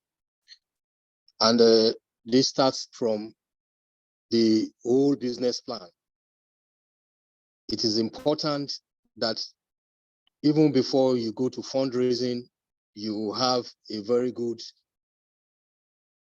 business plan. That is where you have a budget and something that is quite realistic as to what amount of fund you are looking for in the market. And to do this, you need to understand some basic budgeting skills and be able to identify the various involved in what you're doing. There are various sources. Most of these have been mentioned by Mark, but like he said, it's important that if you should look at the opportunity you have in bootstrapping, that is your own savings from family, what you can immediately, get. And apart from that, there are other sources before you even talk of venture, capitals, because not many people will have the opportunity of, having a venture capital backup. Look at other opportunities. For instance, are there opportunities of winning some kind of contest? Are there opportunities from, government-backed, institutions locally? I think it is worth looking at all these other sources of funding. Then it is important that you also try to understand the tax implications of what you're doing. Do you have an opportunity?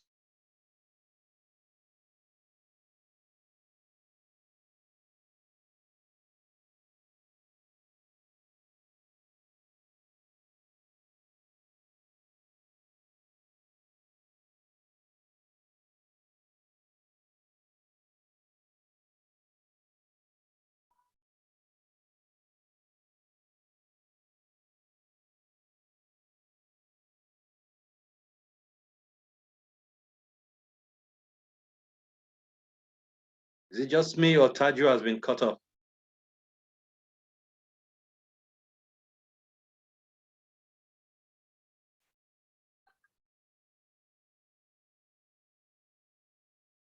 Taju, you've been cut off. Or is it just me? Oh. Okay, we can't, he's been cut off.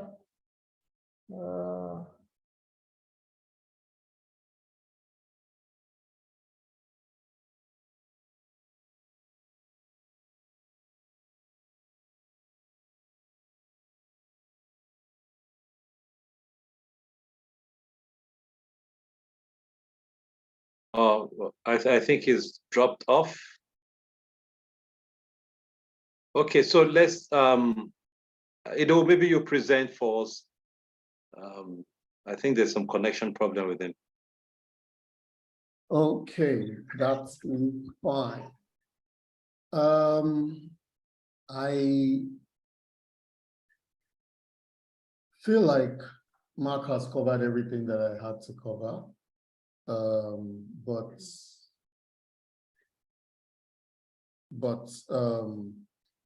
I just have a few things to add, okay? In fact, there's something in my head now, especially when Mark mentioned the stages of startup, because this is something that he and myself have discussed many, many times. So I'm going to share these slides. Quick disclaimer, these slides are incomplete, so I'm going to stop them at a certain point and then switch over to another set of slides, just so that we can make progress. So let me know when you can share when you can see my screen. Give me some kind of visual cue. Okay, we see your screen. Awesome, awesome, awesome, awesome. And all right. So I like to I think it's not in present mode yet, by the way, Yeah, I'm doing that right away. So I like to start, talking about equity and funding by telling a personal story. So I remember my very first pitch in 2007 to an investor, my first company then. And the summary of that meeting was that the gentleman told me that, the investor, told me that essentially, in as many words, body language, hi, hello, hey, do stop making noise, do just calm down, calm down. Look, I am the bigger dog in this conversation, so my terms will persist. I am going to take 51% of this company because I am bringing X, Y, Z, yada, yada, okay? I had no experience, I had no tutoring, I had no, this was me learning from the School of Hard Knocks.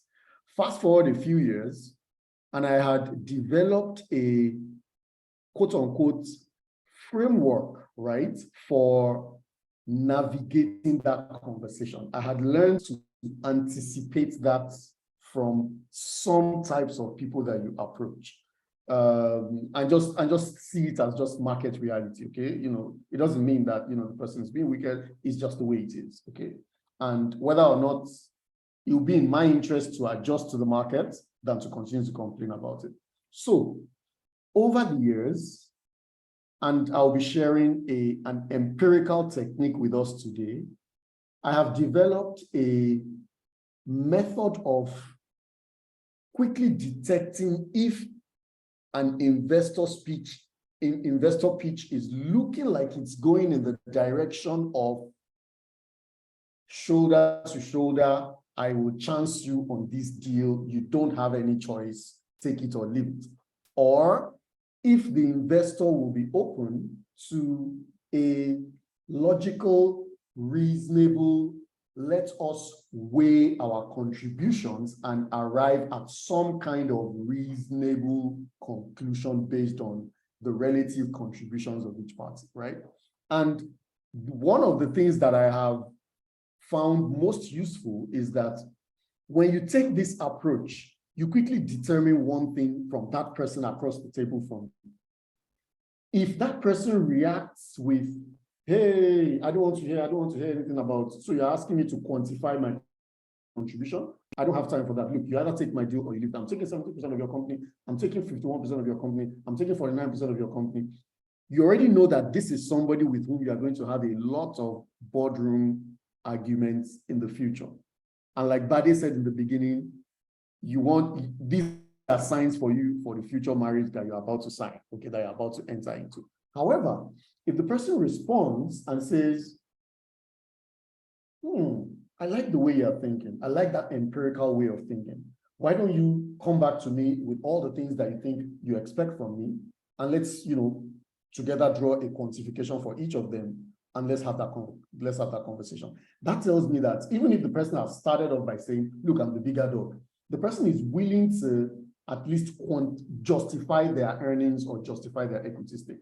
And we'll come to that. Okay, so I'll spend a lot of time on this, but hopefully I can speed up as we move. Okay, sending the slides. All right. We'll start by talking about capital, because I think that as a substrate underneath the two topics, equity and funding, is the concept of capital. Then we'll talk about equity, we'll talk about funding, and then we'll just, ad-lib from there. So what is capital? Many times when we hear the fantastic headlines, or when we read the fantastic headlines about founders raising millions of dollars of capital of funding, many times we look at those numbers and we see $10 million, $50 million, $150 million, and we're like, when will my own turn come? And I had this idea back then in school, and the four of us were just not serious. Okay, capital is actually not just finance. Okay, so in broad definition, think of capital, start to rethink how you think about capital, start to recalibrate how you think about capital. Capital is intellectual, social, and financial. And I deliberately put financial as the third, because many times the financial capital is paid into your account is actually going to be used to pay somebody's salaries, intellectual capital, or used to acquire some kind of social clout, okay, so as the case may be. So at the end of the day, financial capital is a proxy to the other things that you want to buy, okay? So those things perhaps might be more important. All right, so the next time you are thinking about drawing up an investment pitch, you also want to be thinking about this particular investor A is offering me X 100,000, for instance, $100,000 in exchange for 10%, but without any mentoring or coaching. This other one is offering me $100,000 in exchange for 10% with mentoring, coaching, access to their network, and so on and so forth. You know already that you have a better deal more often than not on the other side, so that's the importance of having this slide. This is just an example that I always use to really crystallize the points in this particular slide. So take, for instance, and it just so happens that there's somebody here building an edtech. Take, for instance, you are building an edtech business, okay? Intellectual capital is all of the brain matter, whether it's technology or it's sales or it's marketing know-how or it's knowledge of how to open doors, intellectual capital, essentially the people and the brains that they deploy. Social capital is the relationship capital. Now, I always like to use this example. I have a certain childhood friend. You know, I won't, even if I mention it, most likely you won't know him. We grew up together, okay? And while we were growing up, this friend of mine, our parents, this friend of mine, how do I say it? This friend of mine did not have a nice growing up because he wasn't particularly good school-wise in school, okay? Today, if I pick up my phone and I call him right now, as I've done in the last 3 times, he's most likely off the coast of Dubai, Seychelles, or somewhere. He's always on a yacht. If I need to open a door to Joe Biden's office in the next 1 week, I know who to call. I have that person's phone number on my phone. He's my childhood friend. He will get it done. That is social capital. Nowadays that we are adults, we have learned that there are 9 types of intelligence. But when we were growing up, all of us were chasing IQ, IQ, IQ, and trying to pass exams, okay? Today, this guy has what is called social quotient, okay? We've heard about adversity quotient and so on and so forth. The point I'm trying to make here is, do not discount, in fact, start to deliberately think about how to quantify, and we can talk about that in the office. Start to deliberately think about how to quantify the contributions of people like this. For instance, if I have any type of, like I just said, if I need to open any door, I know that this gentleman can open this door for me, okay? So you always want to have people like that in your circle. You always want to have people that have competencies beyond your own, okay? And this is the thing that investors generally tease at when they say they don't like solo founders, because it takes a certain degree of self-awareness to accept that my background and strength is actually tech. Yes, I can do a little bit of marketing, but to be honest, marketing is not what I was made to do. So the investor wants to know, wants to be assured that you've passed through that stage of realization and you are comfortable with working with other people who are in themselves champions or experts in their field, and you guys can together build something remarkable. You know, all of that is, you know, really straightforward and easy to understand. That's a non-tech business. We can discuss that later. This slide, let's not waste too much time on it. It's just some kind of advice, you know, for how to get things done. Because again, capital is the resources that you need to grow your startup. Capital is not the money that you need. So if somebody is offering you $10 million, like I said earlier, or $1 million for 10% with access, with no other perk, but somebody else is offering you the same amount, the same percentage with a lot of these perks, okay? Access to vendors who can give you a lot of things on credit, right? Businesses, okay? You know, help you manage your cash flow. Then you know that that's worth considering. Part 2, so that really sorts out the capital section. Part 2, allow me to tell a quick short story. I promise you that I will be very quick. Please, can you just type, just to be sure that you're participating, can you just type yes or no for me? Have you heard the story about the chicken and the pig? Has anybody here heard the story about the chicken and the pig? Just type a yes or no for me. Oh, you've all heard the story. Oh dear. So it's not, oh my God. Okay, so since we all know the story, there's no point telling it. In that case, it is clear that we all know that in the case of Mr. Chicken and Mr. Pig that wants to open a new restaurant, one of them is committed and the other one is involved. Okay, so we know that if you want to have on a plate of ham and eggs, okay, let's say 2 sunny side eggs and a slice or 2 of ham, okay, bacon, pig flesh. In order for the eggs to be on that plate, all you need is for a chicken to lay 2 eggs and go about its merry way. But in order for you to have 2 slices of ham, you need to slaughter a pig. So the question then begs itself. If you don't think about the background that led to that plate, but you look at a plate of ham and eggs and you measure that the eggs on that plate are 0.5, or let's say the eggs on that plate are 5 grams in weight. And the ham on that plate is, say for instance, another 5 grams in weight. Does that therefore imply that these two, the two contributors of the ham and the eggs deserve the same equity holding in this new company that we just formed? Actually, this is one of the major sources of co-founder conflict, okay? Because people do not think deeply enough about their individual, or rather relative contributions to a venture. Now, if you look at this on the surface, it looks like they both contributed the same amount of stuff. But if you look at this on the background, you discover that Mr. P sacrificed more, committed more, gave up more than Mr. Chicken did. And so there is this concept that, you know, is important for you guys to understand. Equity is not what you give in exchange for resources that are provided to you or contribution.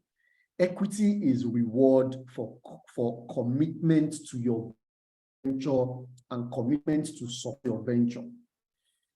Equity is not reward loyalty for your wife or your brother or your sister or your father, or your children, right? You know, I've seen many letterheads with equity being, you know, allotted to children when they were 5, 6, 7 years old. Okay, well, you know, that may be a deeper, more complicated conversation, but the point is, equity is reward for commitment, not contribution. Okay, I know that this will raise up questions, but we'll discuss that later in the Q&A section. So the second point to consider under the equity section is that equity is additive, not subtractive. Okay. Okay. I'm not going to turn this into a math class, but if you look at this screenshot I have here, just ignore the top part of it where the numbers are, and look at the pictures. The first one is a blue whole complete circle, solo founder, okay? When this solo founder was bringing in the first, as it were, partner, an investor, or maybe another co-founder, because a co-founder is also an investor, investing their time, you know, into venture capital and so on and so forth. When this person A, the founder 1, was bringing in founder 2, because this pie is now split, it looks to the human eye like you have split this circle into 2. However, that's not what happened. Okay? It looks like you are splitting the circle. So equity distribution is not subtractive, it is additive. The new circle is a combination of the old 100% and the 100% of the new into a brand new entity, which is why if you now go back to look at the numbers that I said you shouldn't look at yet, the current valuation that is on top of the blue circle is $100,000 when it was a co-founder, when it was a co-founder, okay? The previous slide, this formula on the previous slide suggests to us that if you are going to part ways with 50% of your equity to a co-founder, then that co-founder needs to give you 1 divided by 50%. Essentially, the addition of that co-founder needs to create a new venture that is 2 times the size of the valuation or the worth of the old venture. Does it make sense? So it's not that you now own half of what you owned before. You actually still own what you owned, but the new person brought value that was, when you guys discussed and agreed, they were relatively commensurate, and both of you agreed that 50-50 is a fair distribution. So what you have today is actually 2 times the value of what you had before. And this is probably the simplest it's going to get. It might get a little complex, but the more you discuss and practice it, it will really, really, really familiar. I will give another example now, but this time we're starting with 2 founders who do not have an equal percentage. So it's the exact same principle. If you look into the formula bar in the Excel sheet, it's the exact same formula, okay? This time around, you are starting with 2 founders. One of them has 60%, the other one has 40%. You are planning to bring somebody on at with a 10%, as it were, 10% equity, okay? In exchange, well, technically speaking, what you are saying is that you guys today, the 2 of you owning 60 and 40%, own something worth $1 million, okay? Just for discussion purposes. Like Mark said, valuation is a whole other kettle of fish. But that's a separate conversation for another day. Now, the implication of considering giving somebody 10% in exchange for whatever they are bringing is that what that person is adding should be at least 100% plus 10% the size, at the very least. The size, the new venture should be 100% plus 10% of 100%. Let me quickly go back to this to explain it, okay? Like we said here, it only made sense to exchange 50% with this co-founder because we could agree, we could visualize that when this co-founder joins, the new entity will be worth 100% plus 100%, which is 1 plus 1, which is 2 times, okay? We're now saying that we have 2 people that own something. We want to give somebody 10% of that thing. That person's addition must be, when we add that person's new inputs to what we had before, the new entity must be at least 1.1, X of that. So this is like a simple formula that you can think about, and this explains the principle of equity being additive and not subtractive, okay? This explains the principle of equity being additive and subtractive. For the funding conversation, I'd like to now switch. Please permit me to, and I'll stop on that. Please permit me to switch what I'm sharing to my Evernote. And this is a conversation that Mark and I have had extensively, okay? So the problem with, many times the problem with founders and the way founders think about investments is that the problem with founders and the way founders think about investments is that there is often a mismatch between how founders are thinking about themselves and the ventures they are building versus how investors are thinking about that same investment, okay, or founder. Now, you can think about startup building in, now I know that there are many frameworks, but you can think about it as 6 stages. You have your idea stage, your prototype stage, idea stage, prototype stage, MVP, seed, series, and IPO, okay, or exit stage, okay? In the idea stage, there is a set of expectations and a set of risks that investors know are prevalent in startups that are generally in the idea stage. If a startup is in the idea stage, then it is in that stage because it has not eliminated. So think of it like there is, and I'm going to create some kind of visual stack for this. There is a visual stack of risks, okay? When you cross the idea stage and move to prototype, the implication is that you have eliminated the first risk. And what's that first risk? Risk of market irrelevance, okay? If you remember our session 2, customer development, we said it is possible to build an app for Baba Moshood that when that guy installs that phone, maybe because you forced him to install it, he will never go back to that app, for the rest of his life. So that is market irrelevance, okay? That is a risk. Customer validation, you did not validate the problem, okay? Prototype stage, you want to now use certain techniques to validate that indeed there is a low-cost dummy prototype version of the future full-fledged app that you want to build, okay? That also has a set of risks. Is it possible that this thing you described, even though people will like it, but it's actually not feasible, okay? Number 3, MVP stage. Can you actually build a stable technology solution that, before you even start to think about money, do people love this technology solution? Have you found the right mix of AWS? Is it AWS serverless?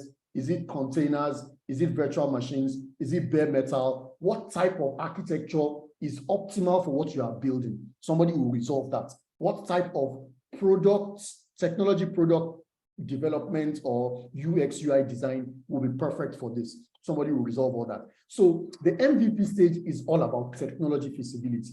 Okay. Again, the investor wants to know that, oh, stage risk 1 eliminated, risk 2 eliminated, risk 3 eliminated, and so on and so forth. So when you hear that, when you hear people sometimes say in forums or in startups, in startup webinars that InterSwitch, or let's not use InterSwitch, let's use Flutterwave. Flutterwave, after raising $150 million, I think it was in their last round, is still a startup. Yes, it is still a startup, but it is a startup that at its current stage has eliminated many more risks than you have eliminated at your current stage. Now, what does all this mean in the context of investment? This means that when you are pitching an investor, you need to be aware, Buddy has said this, Mark has said this, you need to be intimately aware of where you are so that you can communicate to the investor and say, dear investor, I am currently in prototype stage or MVP stage, okay? I know the expectations of MVP stage are that I should be, for instance, generating 2,000 daily active users or something like that, okay? That's a normal metric for somebody in my stage and sector, okay? However, with all of the resources at my disposal, my own personal funds, friends and family funds, I have only been able to achieve 500 daily users, as a KPI. Would you mind investing $50,000 of yours or $20,000 of yours into this venture to help me move from 50,000 or 500 DAU, daily active users, to 2,000 daily active users? And you can take this same magic narrative and take it to the seed stage, which is where you are now revenue generating, take it to the series stage, and you automatically start to see now how difficult it is for an investor to justify, many times, many investors generally, to justify putting money in an idea stage, because the idea stage is a stack of risks. I would like to stop here and just invite questions. Thank you very much. Thank you, ID. So, founders, thank you, mentors. You've gotten a full package. So, questions? Let's take questions. So, some of you are still digesting what you just got. Digesting and processing. Okay, we've got 2. Any other? Okay, so we'll take Emeka and Abubakar. Emeka, you go first. Thank you so very much. You need that water for after this presentation. Okay, Emeka, go ahead. Thank you very much, mentors. It's always an honor to be in these meetings. We are so truly grateful. Our lives have really transformed, not just in preparations for our startups, but our character, our attitude to work. Let me just quickly mention one thing. My promptness in my office hours has so improved. My consciousness of that is a discipline I got from this place, and it has impacted a number of other things. And I'm grateful I joined this particular program, and I look forward that would impress you, not because we just want to say it, but the things we're going to do because we pass through this program are going to be great, because we realize that in our previous ventures, the things that made us not succeed are the things we've learned here, and we look forward to do well. Thank you so much. Having said that, I have pretty much a number of questions. The first is, I remember when Mr. Mark was presenting, he talked about we being full-time. Some of us are just, because we haven't started getting traction or making money yet, there's something else you're also giving attention to currently cover your bills until you are able to, this business starts paying your bill. And my question is, if you can demonstrate some form of traction, maybe not enough yet, but reasonable progress within a short time, can an investor invest so as you can actually free up? You know that within the next set of time, you can now give your entire attention to this thing. That's the first. Second is that I'm not a financial person, but so when I went through the financial document and I did all the calculation, there's just something that I haven't really figured out. I truly look forward to have office hours to ask some more personal questions. One quick thing I want to ask is, does lifetime value change month per month? Because when I did the calculation, it was changing. So I was not a bit confused based on what I have read in different places and what I did in my calculation.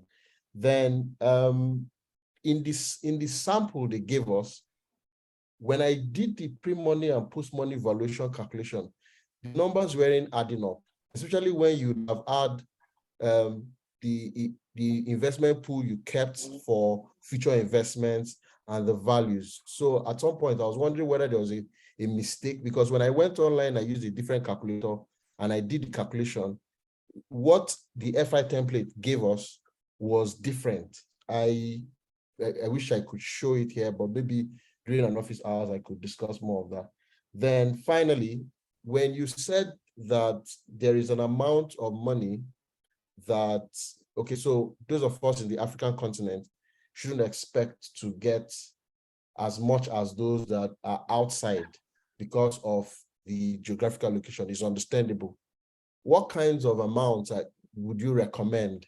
What ranges beyond the fact that our pitch decks are impressive or impresses an investor? What range, would you say we should stay so that it's safe enough and someone can say yes, that this is good enough? These are my questions. Thank you very much. Okay, thank you.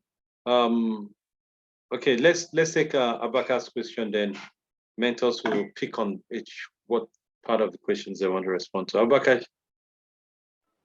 Okay, thank you.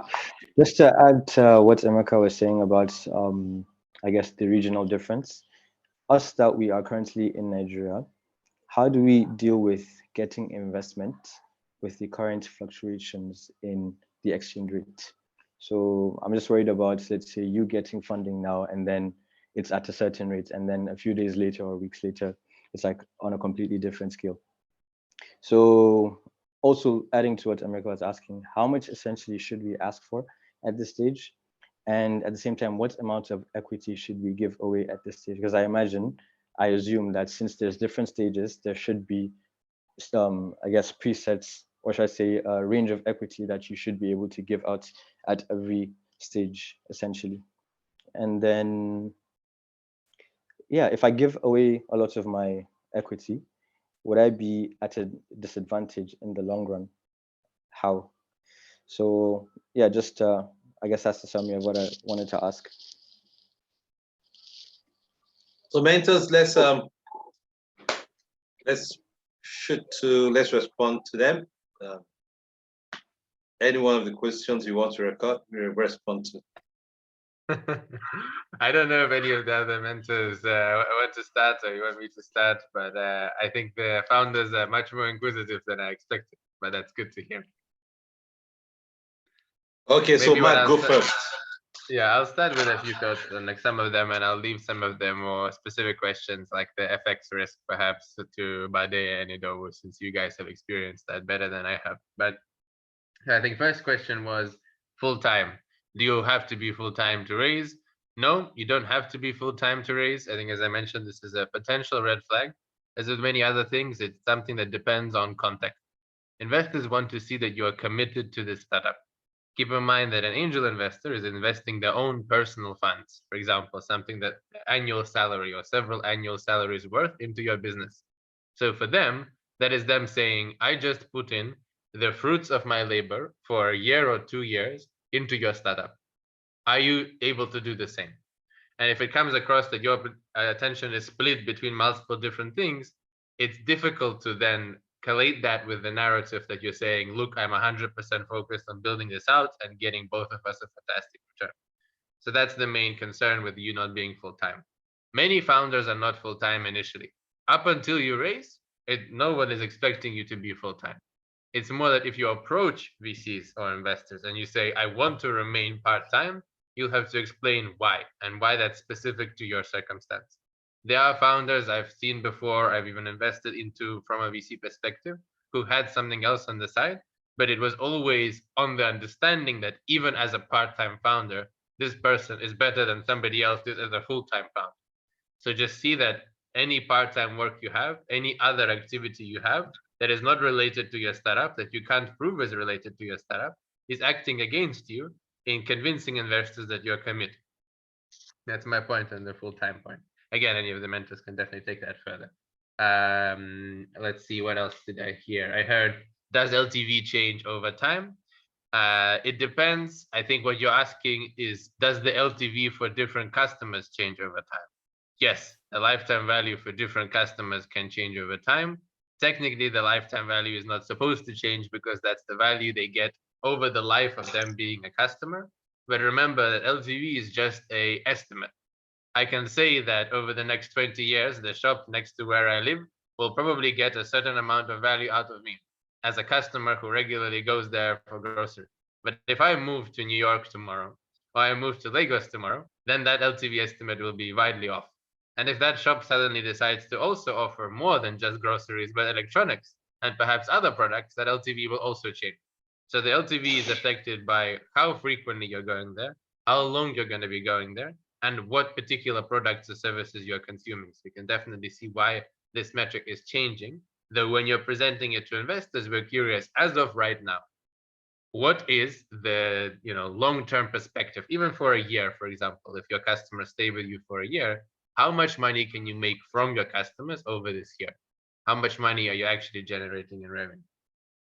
I won't comment on the pre and post money point because I haven't unfortunately seen the FI resources on this. And in terms of the average raise size or raising as an African startup, I will be sharing the slides I shared previously with the FI Abuja team. You can have a look at them. What I've already done is I've gone through and aggregated about 1,000 deals. You can check at what the actual average sizes are for all of the rounds, pre-seed, seed, Series A, Series B. So this should give you an idea of what's the working room within which you're operating. If you see a startup raise something like 20 million at a pre-seed round, I assume that there is additional information to that, right? If you're the son of the Minister of Finance, you're going to raise much more than you are as a guy building a startup in a basement. Just assume this is the extreme examples of social capital at work. And yes, I think the final point I'll also comment on is how much you should be asking for. Ideally, the standard advice I give to most founders is you don't want to be selling more than 15 to 20% in any particular round. If an investor is asking you, as in Ido's, for example, case for 51%, then it's potentially a red flag for you looking at that investor. Because keep in mind that most venture backable businesses will have multiple rounds of funding, an angel round, a seed round, a Series A round, and you want to, as long as possible, remain the biggest decision maker. If you want to change your business, you should be able to control your business. As soon as you have sold 51% of your business, or more than 50% is not in your hands, those shareholders can come together and say, you know what, Emeka, I don't think you're the best CEO for this business anymore. I have this friend, Ido, who would be a great CEO that we're going to appoint now tomorrow to lead this business. You don't want to open yourself up to that risk, however competent Ido might be. Sorry, Ido, for the analogy. But you get the general gist. You want to make sure you remain in control of your business as long as possible. One of the reasons beyond just your personal interest is investor interest. If investors think that you're no longer motivated because you're not in control of your own business, why would later investors give you money? If you just control 5-10% of the business and all the money is going to other investors when they're investing in your business, they don't want that to happen. So then you decrease your attractiveness to future investors as well. Hopefully this gives you a bit of insights, but again, I'll definitely leave it to the other mentors to touch on the pre and post money point, how to deal with FX issues, and perhaps more commonly on some of the points I already touched on, in case Bade, Idowu, or Taju, you want to elaborate further on this. Okay, thanks, Mark. So okay, second, let me take some of those points that Mark has discussed and just add more flesh to them. Whether you're a full-time founder or you're a single founder situation, let me tell you one thing as my statement of fact. At the stage in which you guys are, most of you are starting, all right? If there's a pre-seed, all right? That's where you are. And at that stage, and in the context of our Nigerian or African environment, most of the founders usually don't have excess cash saved to continue to run their life. So you are most likely going to be doing it part-time. And this is why it is important to understand what sort of investment you should be looking for. You must have a unique proposition, industry disrupting, and a good background, all right, for an institutional investor to invest on you at that point in time. I don't want to burst your bubble, but believe me, you're probably most likely not going to get it. What you are likely going to get is angel investor, a Bade, an Idowu, or a Mark, who sees what you are trying to do, all right? Who likes the place in the area you are playing at, who has an idea that Emeka has some strengths. Let me help him. So I'm just giving you a ladder step to move to the next stage. And in those kind of scenario, the check size are very small. $5,000, $10,000, $15,000, at most $25,000. And what they are trying to do, the purpose of that check is to enable you to build your MVP. Create that MVP so that you can demonstrate that this idea has a market validation. So if you're spending your time at those stages chasing VCs, you're wasting your time. They're not going to invest. And there's no point in you hitting your head against the wall. So I would suggest look for angel investors. And when you're looking for angel investor as well, look for angel investor who understand your local conditions. If you're asking, okay, somebody like Mark, even though he's not local, he's been very local because his focus, his energy on the continent. But if I, Bade, even though I'm Nigerian, but I do not spend my time in Nigeria, and I do not know much about, in fact, the only thing that's Nigerian about me is my name. I'm not probably the ideal angel investor for you because I can't understand the issue you're trying to solve enough to risk that my 5,000. But a Mark or ID who leave that situation, in that instance, it's not just the cash they're giving to you, it's the ability to help you navigate some of the challenges that you're going to find in achieving that objective. All right, so that's what I would say about stage or full-time or no full-time. I think, and in that context, I've also dabbled on how much to raise. All right, guys, why it is good to be ambitious. Some of it, if you do not set your expectation appropriately, it would affect even your drive. If you say to yourself, I'm trying to develop an MVP and I'm raising $300,000. The first thing I always tell guys is that, first of all, convert $300,000 to Naira. How much Naira is that? At a simple calculation, all right? How much is that? Probably over what? 300 million Naira, right? Ooh, sorry? About 225 at 750. Okay, about 225 million Naira. Now, if you are an average Nigerian player in the ecosystem, Okay, there are some companies that has been built since you were born that are still managing to generate 10 million naira in revenue. And you're asking somebody to give you 250 million naira. Why can't I have to take my 250 million and go and buy MTN shares or Dangote cement shares and just be fine? So those are unrealistic goals. In this context, all right, and this will dovetail again to whether you raise money in dollar or naira. I would say at the stage, again, I'm specific to the stage you are in. When you're getting to seed or series A, this is a different context entirely. At the stage you are in, what you need is your raise should be in naira. In fact, that enables you to get an angel investor who's talking to you. If you tell somebody, give me $10,000, all right, versus telling somebody to give me 10 million naira, you probably will get somebody who will show you some level of attention. He listens to you, tell me, okay, I command $10,000. Even the fact that you put dollar in it has already scared the man away, because he's telling you, in this exchange problem with no money everywhere, I have to pay school fees for my children abroad. You're asking me to give you dollar. So localize your expectation, because again, I'm being specific. The stage you are in is not material. All right. The stage you are in is a stage where you are trying to build something to show you have capacity or your vision is clear. At that point in time, the truth is the money you should be using should be your money or your friends or family's money. And the reason why we say your friends and families is because they are easy to convince. They don't listen. Emeka, if you go to your brother to give you 5 million naira because you are trying to build this idea, it's not giving you 5 million naira because you think that idea is going to be successful. It's giving you the 5 million naira because you say, let me help this, but so that tomorrow they don't say I am not helper.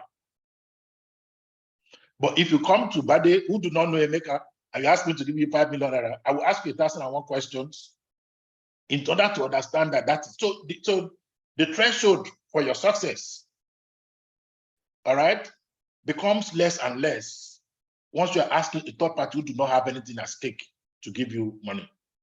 So I would say, even though when you are doing pitch, we quantify every single financial matter in a pitch in dollars, is because the intention, the school is teaching you that you have to be at one point in time in the stage of the business addressing foreigners, people who are not local. Because if I am in US, if I'm in the US and you're asking me to contribute money, I'm going to look at the value of the money. All right, because for me, dollar is dollar. It does not matter whether it goes to Naira and change to go to Nigeria, change to Naira. So it's for a measurement that is standard. That's why we are using dollar. But at the stage you are in, knowing fully well that there's no an American that's going to give you $250,000. Focus on raising money in Naira. All right, you can convert that money that you raise in Naira into dollar to take your equity back to space. But remember one of the things that the program is teaching you is pitching, is messaging. The message you put across is important. When you know that even government is not giving dollar out anymore, airlines are closing down because they cannot take dollar out, and you're coming to raise money and you're asking somebody to give you dollar, it just pass you aside. Second, when we talk about post-money and pre-money calculation, the first thing you need to know is that when you are raising funding, you raise funds per round. Round means at this stage that I'm in, how much money do I need? And if I say I need $250,000, that is the total money I raise. It does not mean that one person will give me $250,000. All right? It means that if I'm able to raise $250,000 and my current valuation is $1 million, in a post-money valuation raise, that means that if I raise the $250,000, my valuation will be current valuation of one plus the 250. All right, so that is now your next valuation after you complete the raise of 250 would then be 1.25. The 250 might come from one person, might come from 10 people. All right? All of them will be aligned in that round that you are raising. That is how post-money and pre-money is. When you are raising money in pre-money valuation, it means that I'm already at $1 million. If you give me this 250 that a bunch of you people can give to me, this 250 that I'm trying to raise, if you give me at pre-money valuation, when I finish the valuation, all right, my valuation would be, sorry, I think I've missed it up. Let me start again. For post-money valuation, it is my existing valuation, all right, plus what is it that I'm trying to raise, and that's the amount of money that the valuation will be, all right? If I'm raising at, sorry, my thought process is just totally messed up. I will leave it, maybe when the whole takes it, you can clear it, because I think I've messed it up, but it is a valuation that you are, plus what you're trying to raise is what will give you your post-money valuation. If you are raising at pre-money valuation, it means that whatever valuation that I am now, when the money that I raise will bring, that's what it's going to bring me to close at. All right. The last point that I want to mention, and it's about how much to sell, and that is how much of your equity should you exchange for. Like all the mentors I mentioned, you have to understand there's a clear definition between a small and medium-sized business. It's not even medium. A small business that you are doing on the side and a startup. If you are doing a small business on the side, your emphasis is not on growth. Your emphasis is on profitability. In which case, if somebody says, these are your idea, okay, I want to be doing cane shares, and this year, and I need to start up, I need 10 million naira, and you are looking for an investor, and the man says, okay, I'll give you 6 million and I will take 60%. All right, you know that in that context, basically that 10 million, if you're able to raise it, will gather you the amount of money to do the business, and the only thing you need to do is start making small money on the side where you are sharing. The chances that you're going to raise additional capital is very little. Okay, in startup, at each of the stages of the business that you are doing in startup, you remember we've defined the stages: pre-seed, seed, series A, series B. And please remember, inside those major stages, there are what you call in stage raising. So you can do in seed, you can do seed 1, seed 2, seed 3. You can do a pre-series A, pre-series. So you can do in stage raising inside those stages. So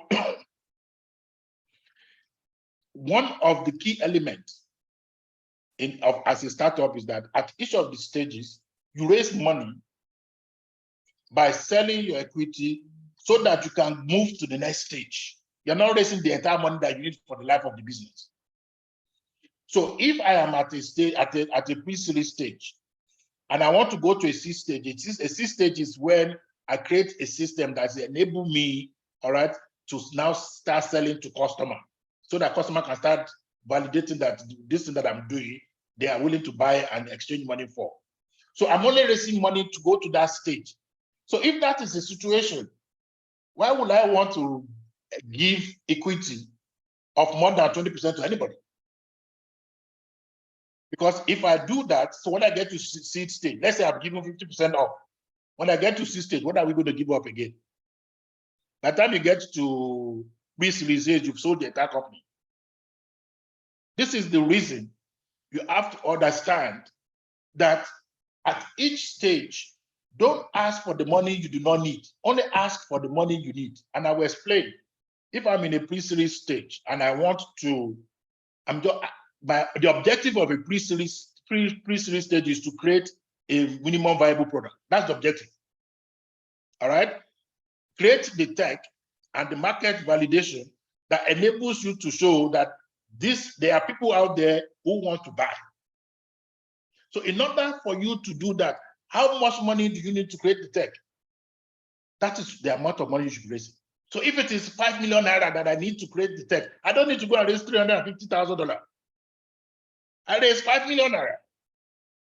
And the more money you raise, sorry, the less money you raise, the less the equity you share. So if I need 5 million naira to develop my MVP, why do I need somebody else to give me money? There's nothing that says that you must come to us with, I need money. You can say, I do not need money at this stage. I have it covered. All right. And then your equity contribution is 300%. Or if you have a co-founder, combined, you all have 100%, no third-party interest. And if you can stay like that to move you to a seed, it makes you a more beautiful bride than somebody who has already shared for 20% of his equity. The other part that you guys must recognize is that at that stage is where you use the value of sweat equity. So if I'm creating an MVP and I'm a business person, I'm a marketing, customer relation, customer development type of a person, and I'm creating a tech company, it makes sense for me to go and look for a co-founder who is a tech background so that I don't have to use cash to do the development. He can do development as part of sweat equity. So that's part of capital raising. In that instance, you will then share equity with that person. So even if it is today, you the founder, you have 100%, and you decided that you want to bring a co-founder at stake, but you want to give him 30%. You quantify what is his effort. All right, and then you vest him over a period of time, say 4 years, so that you do not give 20% and after 6 months to run away and you go and take another job or he leave you behind. And because you've already signed, he owns 20% of the business, is legal tender, is valid. So you vest him over a period of time. So that way, if he's contributing, and you can say, you can even cliff it, which means that you're not going to own anything until you spend at least 1 year in the company. And within that 1 year, I'll qualify whether the anticipated effort is actually what is realizable effort. In essence, this guy that says, I'm a good techie, then it is time to develop the application now.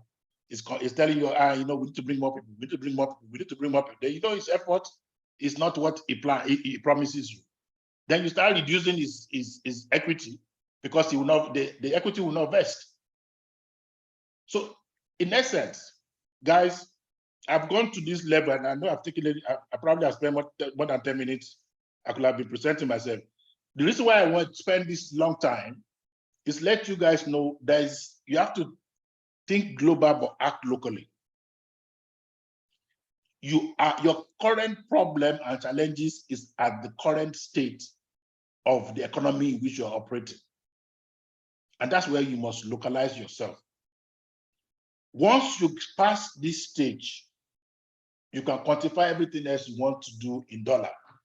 By that time, you are chasing a bride that is international bride, no more a local bride. But the stage you are in now, your girlfriend that you're chasing is a Nigerian, not from India, not from America, not from London, is local. And you have to talk in his or her language. Hence, pack your expectation, because if you have a whole huge lot of expectation and they are not met, it could be disheartening, it could be discouraging. All right, you could lose focus. But if your expectation is achievable, if you know, and I'm telling you guys today, because I work with a lot of you guys and I invested in a lot of you guys. I'm a mentor to a lot of you guys, an advisor to a lot of you guys. Some of you guys tech requirement or let me say annual monthly runway is less than $1,000.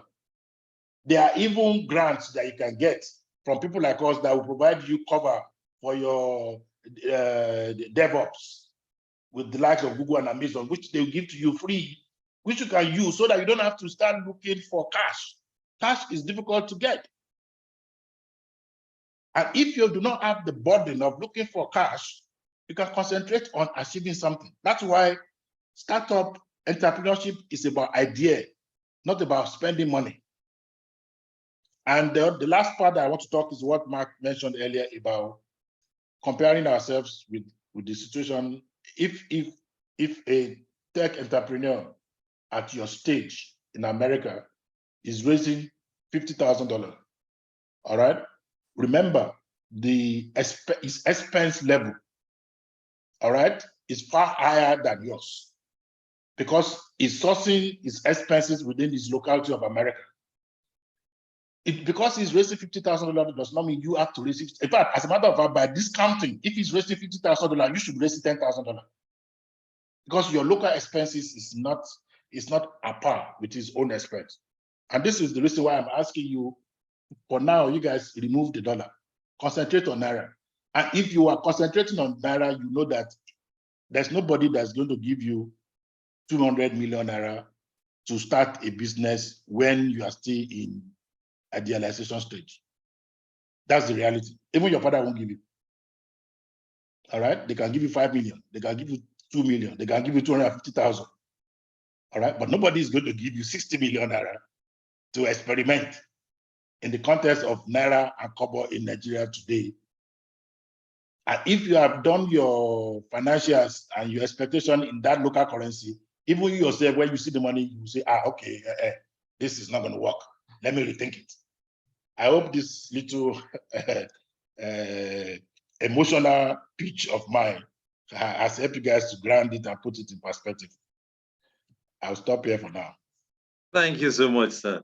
In fact, it was stated it well, time well spent. Mark, this was great. Bade, as usual, great.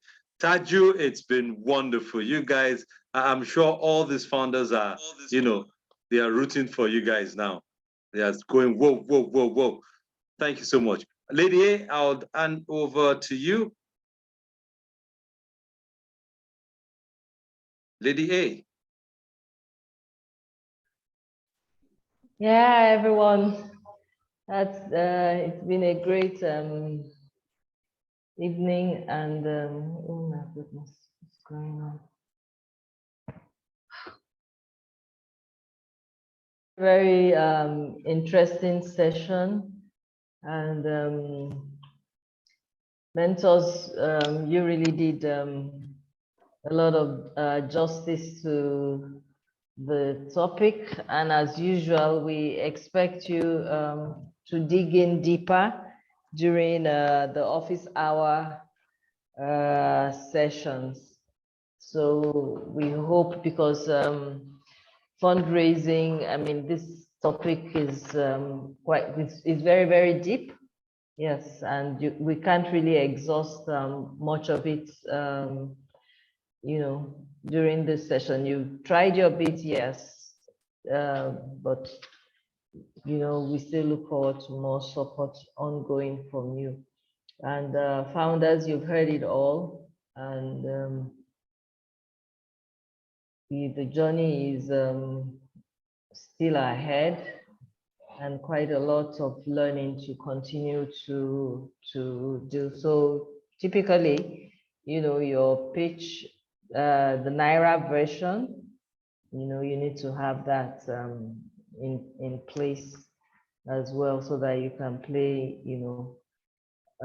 locally. So there are grant opportunities available, and also other sources of funding that you can raise in Naira, just to cross, this pre-seed stage that you are at, and thereafter be able to access, if it's funding from external sources, or but anyway, we have local funds.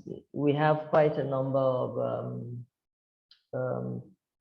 angel investors. Most of our mentors are all angel investors, and we're trying to pull them all up together, so that they can back you locally with those checks, that will come in handy for the stage that you're in.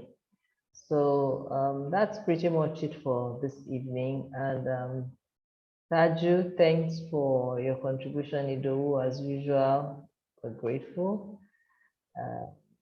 Mark, thank you as well. And founders.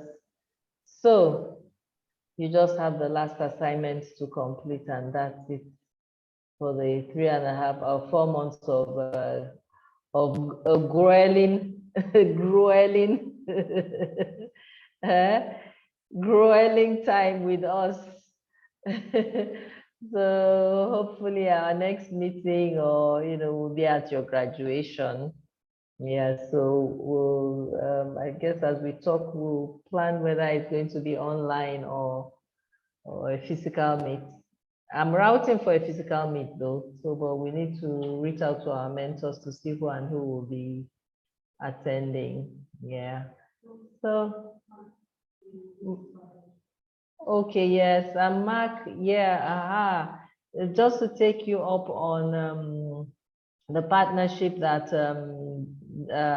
Dream VC offered to us, so that is still open. That has to do with pitching from the fellows, your VC, Dream VC fellows. So do we still have that offer open?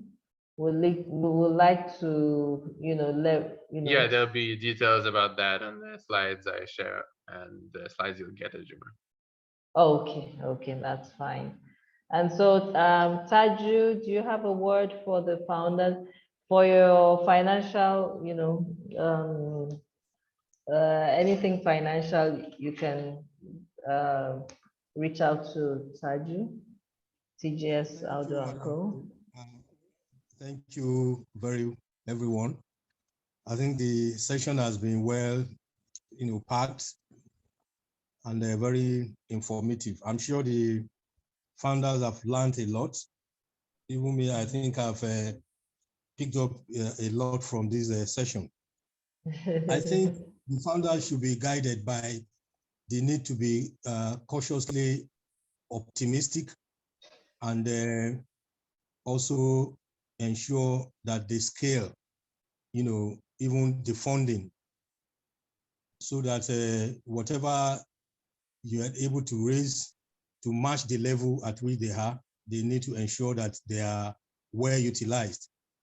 And apart from the amount, looking at the volume of amount, the management of the fund, the cost, I think the costing is also very essential, so that with little resources, you can be able to leverage and even have something to show to get to the next level. So that is just my little contribution. Okay. All right, everyone. So thank you very much. It's been a pleasure once again to be of service to tech entrepreneurs, innovators out of our own climb. And the FI organization accelerator, we're always there, to support. It's a lifetime of support. So with our network of resources, you are plugged in. That's it as an alumni. So as soon as you are done with your work, we conclude with graduation, then you become officially alumni of Founder Institute, and then we onboard you into the alumni platform, and you can begin to take advantage of the post-program activities. So thank everyone once again, and do have a happy night rest. ID, thank you, most grateful. Bade is gone, okay. Mark, thank you. Yeah, all right, good night. And bye to the team, Shegun and Kathy, thanks, yeah. Good night.